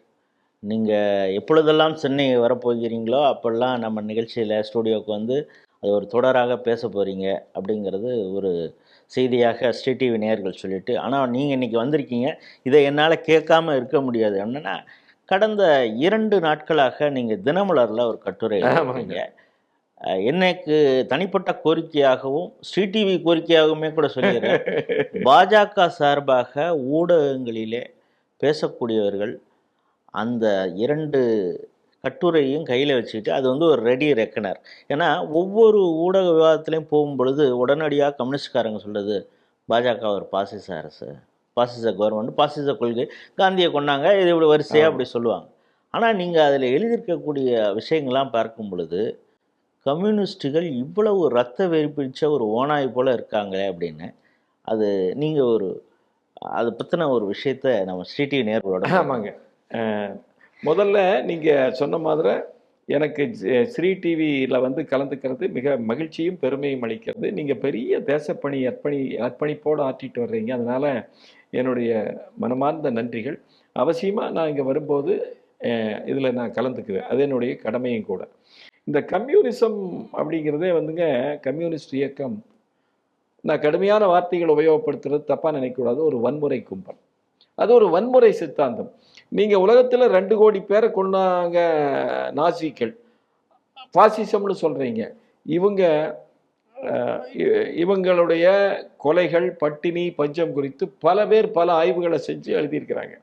அதில் தீவிரமாக பண்ண நான் சொன்ன அந்த அயோவா பல்கலைக்கழக பேராசிரியர் ரம்மல், அவர் பல புத்தகங்களை எழுதியிருக்கார். அவரை தவிர பல பேர் கம்யூனிஸ்டத்தை பற்றி எழுதியிருக்கார். கம்யூனிஸ்டத்தினுடைய கருப்பு பக்கம் நிறைய ஆய்வுகள் புத்தகங்களாக இன்றைக்கு வந்திருக்கின்றன. ஆனால் ரம்மல் இது குறித்து நிறைய எழுதியிருக்காரு. அவர் ஒரு சக மனிதனே மற்றொரு மனிதனை கொல்லுவது, ஹோமிசைடு அப்படின்னு சொல்கிறோம். இது உலகத்தில் கடந்த 2000 வருஷத்தில் யார் யார் எப்படி பண்ணியிருக்கிறாங்க, குறிப்பாக 20ஆம் நூற்றாண்டில் அது எப்படி இருக்குது அப்படிங்கிறத பற்றி அவர் விரிவாக ஆய்வு புத்தகம் ஆய்வு பண்ணியிருக்காரு. அவர் ஒரு 24 25 புத்தகத்துக்கு மேலே இது பற்றி எழுதியிருக்காரு. அதில் சீனாவை பற்றி தனியாக புத்தகம், ரஷ்யாவை பற்றி புத்தகம் எழுதியிருக்காரு. நீங்கள் கம்யூனிச இயக்கம் தோன்றியதிலிருந்து அவங்க ஆட்சிக்கு வந்ததுலேருந்துன்னு வச்சுக்கலாம், 1917லேருந்து 87 வரைக்கும் 70 வருஷத்தில் நடந்த கொலைகளை மட்டும் அவர் வந்து முக்கியமாக கவனம் கொடுத்து பதிவு செய்திருக்கிறார். அது ரஷ்யா, சீனா மட்டும் இல்லாமல் அவங்க எங்கெங்கெல்லாம் ஆட்சி பண்ணாங்களோ, கம்போடியாவாக இருக்கலாம், வியட்நாமாக இருக்கலாம், இங்கெல்லாம் வந்து பண்ணியிருக்கிறாங்க. கம்போடியா சின்ன நாடுங்க. கம்போடியாவில் அந்த போல்பாட் ஆட்சி காலத்தில் மட்டும், கம்யூனிஸ்ட் ஆட்சி காலத்தில் மட்டும் அந்த நாட்டினுடைய மக்கள் தொகையில் கால்வாசி பேரை கொண்டு போட்டாங்க. கால்வாசி பேருங்க. அது சின்ன நாடுங்கிறதுனால நம்மளுக்கு தெரியல, ஆனால் கால்வாசி பேரை கொண்டாடுங்கிறது எவ்வளோ கஷ்டம். நீங்கள் லெனின் காலத்தில் ஆரம்பித்து தொடர்ந்து இந்த கம்யூனிசம் போக வரைக்கும் அங்கே தொடர்ந்து கொன்று குவித்து கொண்டிருந்தார்கள். அவர் சொல்கிறது வந்து ரஷ்யாவில் ஒரு 3-3.5 கோடி பேருக்கு மேலே கொண்டிருக்கிறாங்க. அது யார் யார் எந்தெந்த பீரியடில் கொண்டாங்கன்னு சொல்லியிருக்காரு. ஸ்டாலினுடைய பீரியடில் என்ன அப்படின்னு. அது கொலைகள் பலவிதமாக நடந்திருக்கின்றன. உதாரணமாக அவங்க வந்து என்ன பண்ணுறாங்கன்னா, கம்யூனிஸ்டுக பாரம்பரிய முறையை ஏற்றுக்கிறது இல்லை, அது அழிக்கப்படணும்னு நினைக்கிறாங்க. பாரம்பரிய விவசாய முறையை ஏற்றுக்கல, பாரம்பரிய தொழில் முறைகளை ஏற்றுக்கல. அதனால தான் நீங்கள் வந்து அந்த விவசாயத்தை அவங்க அழிச்சதுனால தான் பஞ்சங்கள் ஏற்பட்டன. ரஷ்யாவில் 1921, 22, 23 பீரியடில் இப்போ லெனின் ஆட்சியில் இருக்கிறாங்க, 20 லட்சம் பேர் பட்டினியால் செத்துருக்கிறாங்க. 30களில் ஸ்டாலின் இருந்தபோது 70 லட்சம் பேர் பட்டினியால் செத்துருக்கிறாங்க. இது பட்டினி. அது போக அவங்க எதிராளிகளை அழிக்கிறது அப்படிங்கிறது அவங்க எப்பவுமே செய்யறது. எதிராளின்னா யாருன்னு சொன்னால், எவன் ஆட்சியில் இருக்கிறானோ அவனை தவிர எல்லாருமே எதிராளி தான். அவங்க முன்னத்து நாள் வரை கூட்டத்தில் இருந்திருப்பார். லெனினுக்கு இணையான தலைவர் ட்ராட்ஸ்கி. லெனின் மறைவுக்கு அப்புறம் அவரை நாடு கடத்துறார் ஸ்டாலின். அப்பவும் அவர் திருப்தி ஆகலை, வெளிநாட்டில் அவரை சுட்டுக் கொள்றார். மிக பெரும் தலைவர். எழுத்தாளர்கள் நமக்கெல்லாம் தெரியும், அலெக்சாண்டர் சோல்ஜெனிட்சன். அவர் ஒன்றும் பெரிய தப்பு பண்ணல. அங்கே நடக்கிற ஆட்சி முறை பற்றி நண்பருக்கு கடிதம் எழுதிட்டார். அந்த கடிதத்தை இவனுக்கு பிரித்து பார்த்துட்டு இப்படி எழுதிக்கிறாருன்னு அவரை கொடுமைப்படுத்தினாங்க. விவசாயிகள் கொடுமைப்படுத்தினாங்க, அங்கே படித்தவங்க கொடுமைப்படுத்தினாங்க. ஏறத்தாழ 3.5 கோடி பேருக்கு மேலே கொல்லப்பட்டதாக ரம்மல் சொல்கிறார். சீனாவில் தான் இதை விட மிக கொடுமைகள் அதிகம். மாசேதுங் காலத்தில் பெரிய கொடுமைகள் நடந்தது. அங்கே வந்து ஒரு 6 கோடியே 80 லட்சம் பேர், அது சுமார் 7 கோடி பேரை கொண்டிருக்கிறாங்க. அவர் ஒரு ஒப்பீடு சொல்கிறாருங்க. உலகத்தில் இந்த ஹோமிசைடு நடந்தது, ஒரு மனிதன் இன்னொரு மனிதனை கொல்றது நடந்தது. முதல்ல அவர் கணக்கு போட்டது ஒரு 21.2 கோடி அதை சொல்கிறாரு. அதில் 3/2 பாகம் யாருன்னா கம்யூனிஸ்ட் நாடுகளில் தான் நடந்திருக்குது. ஆனால் அந்த எண்ணிக்கையை அவர் பின்னால் ரிவைஸ் பண்ணி 27 கோடி பேர்னு சொல்கிறாரு. அதில் சீனாவில் அவர் முதல் போட்ட எண்ணிக்கையை விட அதிகமாக சொல்கிறாரு. ஆனால் நம்ம குறைவான எண்ணிக்கையை எடுத்துட்டாலும் கூட சீன தேசத்தில் நடந்தது தான் மிகப்பெரிய கொடுமைங்க. அங்கே வந்து இவர் என்ன பண்ணார், இந்த மாசேதுங்கு விவசாயிகளுடைய முறையெல்லாம் ஒழிக்கணும், நாம் புதிய விவசாய முறை கொண்டு வரோம்னு சொல்லி விவசாயிகளெல்லாம் பிடிச்சி ஜெயிலில் போடுறாரு. அவங்களெல்லாம் வந்து அனுப்பிடுறாரு, தூரத்துக்கு அனுப்பிடுறாரு. பட்டினியில் கோடிக்கணக்கான பேர் செத்து போகிறாங்க. அதுக்கு பேர் கிரேட் ஃபெமைன் அப்படின்னு அவங்களே சொல்கிறாங்க, பெரும் பஞ்சம் அப்படின்னு. அந்த பெரும் பஞ்சத்தில் செத்தது எத்தனை பேர் தெரியுங்களா? 3 கோடியே 87 லட்சம் பேர் செத்துருக்காங்க. சாதாரணமான பஞ்சம் இவர்னால போட்டதுங்க, மேன்மேடு ஃபெமைன். அதே மாதிரி கலாச்சார புரட்சின்னு சொல்லி யார் படித்தாங்களோ, யார் வந்து விவரம் தெரிஞ்சவங்களோ அவங்களெல்லாம் படித்தவனெல்லாம் காட்டுக்கு அனுப்புன்னு சொல்லி கேம்பில் போய் போட்டாங்க. அதில் பல லட்சக்கணக்கான பேர் இறந்துருக்குறாங்க. இன்னைக்கு வரைக்குங்க. நீங்கள் 1990 டியானன்மென் ஸ்கொயரில் போராட்டத்துக்கு கூடுனவங்கள சுட்டு கொண்டாங்களா இல்லையா? எத்தனை 100 பேர் செத்து போனாங்க, கணக்கு சொல்ல மாட்டானுங்க. இன்னைக்கு உய்கூர் முஸ்லீம்களை 10 லட்சம் பேரை வந்து கேம்புகளில் வச்சிருக்கானுங்களா இல்லைங்களா? அதனால கம்யூனிசம் என்பது வன்முறை இயக்கம். அங்கே மட்டும் இல்லை, நீங்கள் இந்தியாவில் எங்கெங்கே அவங்க அதிகாரத்தில் இருந்தாங்களோ, செல்வாக்கா வந்தாங்களோ, அங்கெல்லாம் கொண்டிருக்கிறாங்க. நீங்கள் சுதந்திர இந்தியாவில் நடந்த மிகப்பெரிய இனப்படுகொலை, தலித் இனப்படுகொலையை நிகழ்த்தியவர்கள் கம்யூனிஸ்டுகள். 1979 ஜனவரியில் இந்த நாமதாரிகள் என்று சொல்லக்கூடிய வங்காளதேசத்திலிருந்து வந்த பட்டியலின சகோதர குடும்பங்களை கொண்டிருக்கிறாங்க. 10,000 பேருக்கு பக்கமாக செத்துருப்பாங்கன்னு சொல்கிறாங்க. ஏன்னா வந்து எந்த விதமான கணக்கும் கிடையாதுங்க. அது கொண்டதுன்னு என்னங்க, விஜயதசமி போது ஒரு அந்த நாளில் குழந்தைங்க பள்ளிக்கூடத்தில் படிச்சுட்டு இருக்கிறாங்க. ஷெட்டு, பெரிய வசதி இல்லை. இந்த குழந்தைகளை போய் அடித்து கொள்கிறாங்க. சரஸ்வதி பூஜை பண்ணிட்டு இருக்கும்போதுங்க அந்த தீவு பகுதியில் ரத்தமே சிவப்பாயிடுது. முதலைகள் வந்து இந்த சிவப்பு ரத்தத்தில் பிணங்களை தின்றன என்று நிறைய பதிவுகள் வந்திருக்குது. அதுக்கான விசாரணை வேண்டி எத்தனையோ பேர் கேட்டபோது கம்யூனிஸ்ட் அரசாங்கம் மறுத்தது. இப்போ நமக்கெல்லாம் நண்பர் தீப் ஹல்டர் அப்படிங்கிறது, அவர் தான் வந்து அந்த மரிச்சவி தீவை பற்றி புத்தகம் எழுதியிருக்காரு. அங்கே போய் நிறைய பேர்த்து பார்த்து வந்து அவர் பேட்டி கொடுத்து அது புத்தகமாக வந்திருக்கிறது. நமக்கெல்லாம் அவர் நண்பர். அவர் சொல்கிறது கேட்டால் கண்ணீர் வந்துருங்க. அடித்து கொண்டிருக்கிறாங்க. அந்த தீவு தப்பிச்சோடினவங்களை வந்து உள்ள அந்த தண்ணிக்குள்ளே அமுத்தி கொண்டிருக்கிறாங்க. பல ஆயிரம் பேர் செத்து போனாங்க, அனைத்தும் பட்டியலின மக்கள். இது குறித்து ஜோதி பாசுகிட்ட பத்திரிகை நிருபர் கேட்கும்போது அது அப்பப்போ நடக்கிறதானே அப்படின்பார். அப்படி நியாயப்படுத்துவாருங்க. நீங்கள் இது குறித்து அப்போ வந்து கல்கத்தாவில் லிட்ரரி ஃபெஸ்டிவல் வருங்க 80களில். அதில் இது குறித்து ஒருத்தர் எழுதிடுவார். அந்த புத்தகங்களை கைப்பற்றிங்க, அதில் இருக்கிற அந்த பக்கங்களை எல்லாம் கிழிச்சிட்டு தான் போட்டாங்க. கருத்து சுதந்திர கம்யூனிஸ்ட் இது பண்ணுறாங்க. இவங்கள மாதிரி ஒரு வன்முறை இயக்க வேற ஒன்றுமே இல்லைங்க. ஒரே இன்னொரு உதாரணம் சொல்கிறேன் பாருங்க. அந்த செயின் சகோதரர்கள்னு, சைனீஸ் சகோதரர்கள். நீங்கள் இதில் இன்னொரு விஷயத்த மக்கள் புரிஞ்சுக்கோணுங்க. அப்போ வந்து பாரதிய ஜனதா பார்ட்டி அங்கே இல்லை, ஜனசங்கம் அங்கே இல்லை, RSS அங்கே இல்லை. அவங்க தானே சொல்கிறாங்க இவங்க வன்முறை. காங்கிரஸ் அதில் பாதிக்கப்பட்ட பூரா காங்கிரஸ். அந்த சைனீஸ் சகோதரர்கள் வீட்டுக்கு போகிறாங்க, மூத்த சகோதரனுடைய கண்ணை தோண்டுவாங்க எல்லாத்துக்கும் முன்னாலேங்க. அவருக்கு 2 சகோதரர்கள் அங்கேயே அடித்து கொள்ளுவாங்க. மனைவிகள் முன்னால, குழந்தைகள் முன்னால அடித்து கொள்ளுவாங்க. அவங்க குடும்பத்துக்கு ஒரு ஆசிரியர் வந்து பாடம் சொல்லி கொடுப்பாரு, அந்த ஆசிரியருக்கு சொல்லுவாங்க. காரணம் என்னங்கன்னா, அவங்க காங்கிரஸ் குடும்பத்தை சேர்ந்தவங்க, நீ கம்யூனிஸ்டுக்கு மாறிக்கன்னு சொல்லுவாங்க. அவங்க மாற மாட்டாங்க. 1970 நடக்குது. இதை விட கொடுமை, அந்த 2 சகோதரர்களை கொண்டு போட்டு அவங்க உடம்புலேருந்து வந்த ரத்தத்தை எடுத்து அவங்க வீட்லேயே அரிசி வாங்கி அதை பிசைஞ்சு அவங்க அம்மாவுக்கு கொடுப்பாங்க. இதை விட கொடுமை இருக்க முடியுங்களா? மனிதாபிமான மனநலமே மனநலம் பாதிக்கப்பட்டு கடைசி வரைக்கும் இறக்குற வரைக்கும் அந்த அம்மாவுக்கு மனநலம் திரும்பல ஆச்சுங்களா. அந்த பெரிய அண்ணனை வந்து கண்ணை தோண்டி விட்டுட்டு போயிடுவாங்க, கண்ணு தெரியாம இருப்பார். அடுத்த வருஷம் வந்து அவரையும் கொண்டு போடுவாங்க. இதுதான் கம்யூனிசம்ங்க. இது தொடர்ந்து நடக்குதுங்க. இங்க கேரளாவில் நடக்குது இல்லைங்களா? 1995 டிபி ஜெயகிருஷ்ணன் வகுப்புல பாடம் நடத்திட்டு இருப்பாருங்க. 6வது 7வது வகுப்பு மாணவர்களுக்கு. ஆசிரியருக்கு முன்னால மாணவர்கள் முன்னால அவங்களை கொண்டாங்க. நீங்க அதுல குறிப்பிட்டு சொல்லிருக்கீங்க 17 மாணவர்களுக்கு கவுன்சிலிங் பண்ணாங்க. கவுன்சிலிங்கே பண்ணாங்க கண்ணு முன்னாலேங்க. அது போக போர்டில் எழுதி வச்சு போனாங்க, இதை யாராவது பார்த்து உண்மையை சொன்னா உங்களுக்கு இதே கதிதான். யார்? குழந்தைங்க, அவன் குழந்தை பொண்ணுங்க, அதுக்கு என்ன தெரியுங்க? நீ சொன்னீங்கன்னா உனக்கு இதே கதிதான் என்னதுங்க?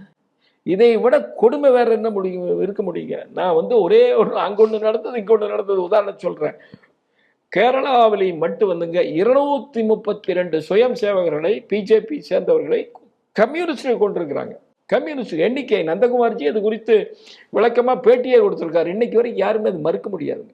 அது மட்டும் இல்லை, அவங்க கட்சியில் இருந்தவங்க டிபி சந்திரசேகரன், அவர் விலகி போய், அவர் அச்சுதானத்துக்கு வேண்டியவர் விலகி போய் ரெவல்யூஷனரி சோசியலிஸ்ட் பார்ட்டின்னு அமைக்கிறாருங்க. அவரை அடித்து கொண்டாங்க. அவருக்கு 51 வயசு, 51 இடத்துல அவரை வெட்டினாங்க. இதெல்லாம் மறுக்க முடியுங்களாப்பா? இப்போ அவர் மனைவி ரமா சுயேட்சை MLA-வா இருக்கிறாங்க. இதெல்லாம் மறுக்க முடியுங்களா? ஆக கம்யூனிஸ்ட் இயக்கம் வன்முறை இயக்கம்ங்க. இவன் வந்து அடுத்தவனுக்கு நியாயம் சொல்லுவானுங்க. நீங்கள் அங்கே மேற்கு வங்காளத்தில் இதில் ஊழல் நடக்குதுன்னு சொல்லி, பொதுமக்களுக்கு போக வேண்டிய நிதி ஊழல் நடக்குதுன்னு சொல்லி ஐநா சபையினுடைய பிரதிநிதி ஒருத்தர் டெல்லியில் இருப்பாங்க, ஒரு லேடி ஆஃபீஸர், அவங்களை அனுப்புவாங்க. கூட அந்த கவர்மெண்ட்டுடைய 2 லேடி ஆஃபீஸர் போவாங்க. போய் அதை கண்டுபிடிச்சிடுவாங்க. அதுக்கான டாக்குமெண்ட் ஆவணங்கள் எல்லாம் எடுத்து வருவாங்க. கல்கத்தாவுக்கு வந்துட்டு இருக்கும்போது அவங்களுடைய ஜீப்பை இடைமறித்து கம்யூனிஸ்ட் கொண்டுருங்க. அவங்கள அடித்து பக்கத்தில் இருக்கக்கூடிய காட்டுக்கு இழுத்துட்டு போய் கற்பழித்து, ஒரு அம்மா இறந்துடுங்க, இன்னொரு அம்மாவை ஆடை இல்லாமல் அப்படியே போட்டு வருவாங்க. அந்த டிரைவர் அடித்து போட்டுருவாங்க. இவங்கெல்லாம் தான் வந்து மனித நியாயம் பற்றி பேசுகிறானுங்க, சமூக நீதி பற்றி பேசுகிறானுங்க. கம்யூனிஸ்ட் இயக்கம் தடை செய்யப்பட வேண்டிய இயக்கம், வன்முறை இயக்கம். அன்னைக்கிலிருந்து இன்னைக்கு வரைக்கும் வன்முறை தான் பண்ணிட்டு இருக்கிறாங்க. சித்தாந்தம் எங்கே போச்சுக்கா? இன்னைக்கு குடும்ப ஆட்சிக்கு, ஸ்டாலினுக்கு, ஊழலுக்கு வக்காலத்து வாங்கிட்டு இருக்காங்க. 25 கோடி வந்ததுன்னா அது எங்களுக்கு கொடுத்தாங்க, அவங்களே செலவுக்கு எடுத்துட்டாங்க. நீ ஏன் வாங்கினீங்க? இன்னைக்கு தான் ரொம்ப யோக்கியமாச்சு. நீங்கள் ஏன் வாங்கினீங்க? அந்த கட்சியில் சில பேர் நல்ல தலைவர்கள் இருக்கிறாங்கிறது உண்மை தானுங்க. அவங்கெல்லாம் நல்ல மனிதர்கள், நாம் அவங்கள குறை சொல்லலை. ஆனால் அந்த சித்தாந்தமே வன்முறை சித்தாந்தம்.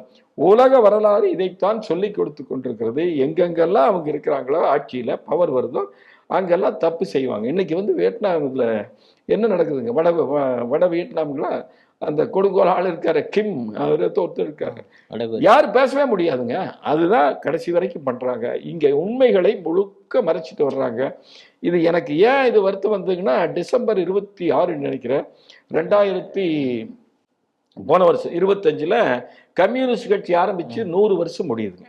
100 ராஜா பேசியிருந்தது. அந்த 100வது வருஷத்துல ராஜா அவர் என்ன பேசிட்டு, கொடியேற்றி பேசிட்டு அன்னைக்கு கருத்தரங்கு நடத்துறாங்க.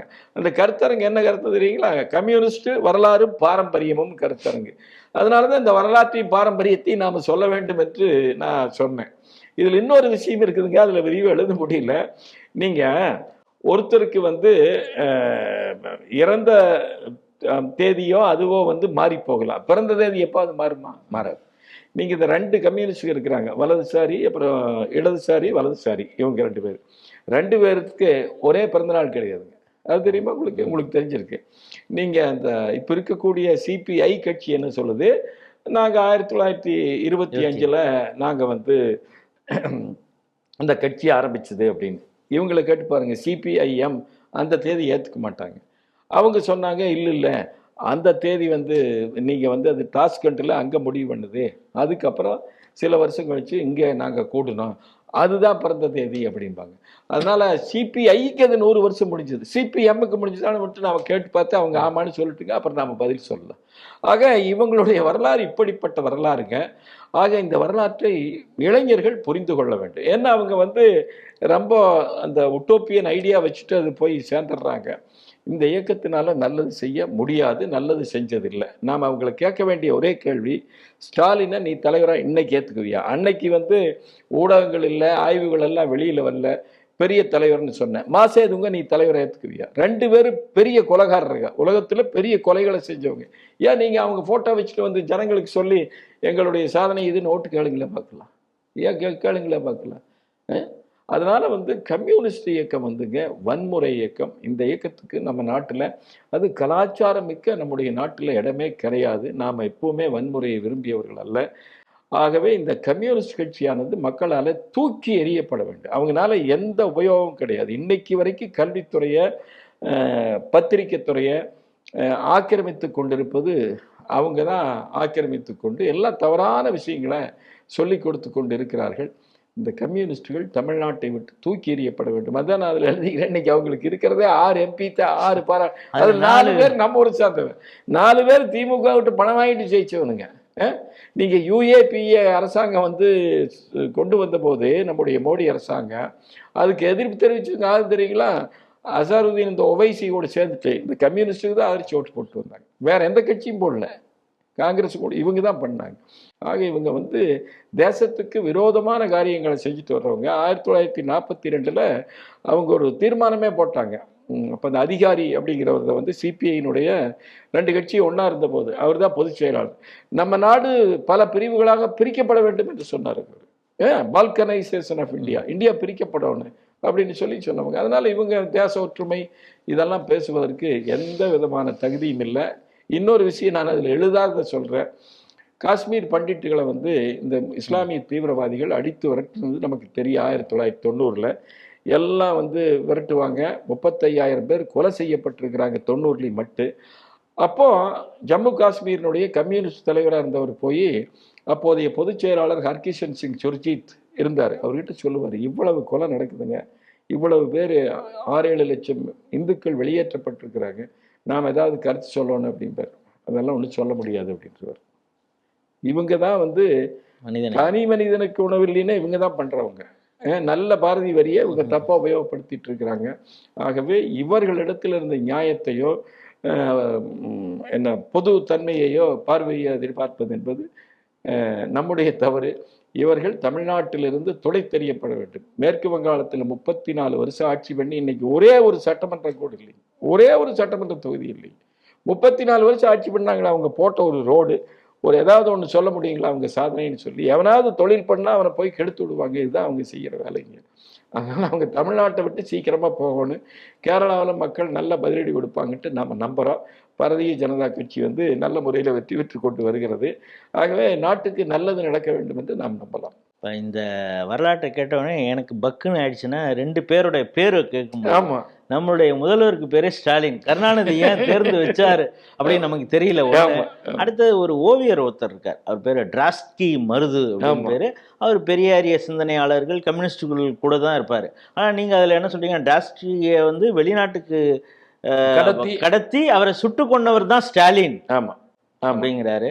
ஆமா. எனக்கு இந்த வரலாற்றை பிடிச்சது பக்குன்னு ஏன் 2 பேருக்கும் பேர் வச்சிருக்காங்க, அவங்க இப்படி இருக்கிறாங்க அப்படிங்கறத நம்ம புரிஞ்சுக்கிறதா என்ன அப்படிங்கிறது தெரியல. இல்ல, ஒரு காரணம் வந்துங்க, அப்ப வந்து இந்த மாதிரி ஆய்வுகள் அவங்கள பத்தி முழு உண்மைகள் வெளியில தெரியலைங்க. 1950களில் 60களில் தெரியல. அதனால அவங்க பிரபலமா இருந்ததுனால வச்சிருக்கலாம், நல்லவங்கன்னு நம்பி வச்சிருக்கலாங்க. ஆனா உண்மையான வரலாறு வந்து இதுதான். இனிமேலாவது வைக்காம இருக்கணும், அவ்வளவுதான். இல்ல, நீங்க அவங்க கம்யூனிஸ்ட்காரரை நீங்க வைப்பீங்களான்னு கேளுங்க, அந்த பேரை நீங்க வைப்பீங்களா அப்படிங்கிறதையும் மட்டும் கேட்டா போதும். மக்கள் ஏத்து மாசேதுங்கன்னு ஒரு பேர் நீங்க வைப்பீங்களா உங்க குழந்தைக்கு? இனிமேல் வைப்பீங்களா? நீங்க அவங்க போட்டோவை மாட்டிட்டு ஓட்டு கேட்பீங்களா அப்படிங்கிறது மட்டும் அவங்க சொன்னாங்கன்னா. இந்த நிகழ்ச்சியில தொடர் வரப்போகிறது. இந்த நிகழ்ச்சியில கலந்து கொண்டு உங்களுடைய கருத்துக்களை நம்மளோட பகிர்ந்து கொண்டிருக்கீங்க. தொடர்ந்து இந்த நிகழ்ச்சியில நீங்க ஏன்னா இந்த சப்ஜெக்டே ரொம்ப வாஸ்ட். தீன் தயாள்ஜி பேசுறதுக்கே பல எபிசோடு ஆகும். தொடர்ந்து நம்ம பேசலாம். இந்த நிகழ்ச்சியில் கலந்து கொண்டமைக்கு மிக்க நன்றி. எனக்கு மிகுந்த மகிழ்ச்சி. ரொம்ப நன்றி. வணக்கம்.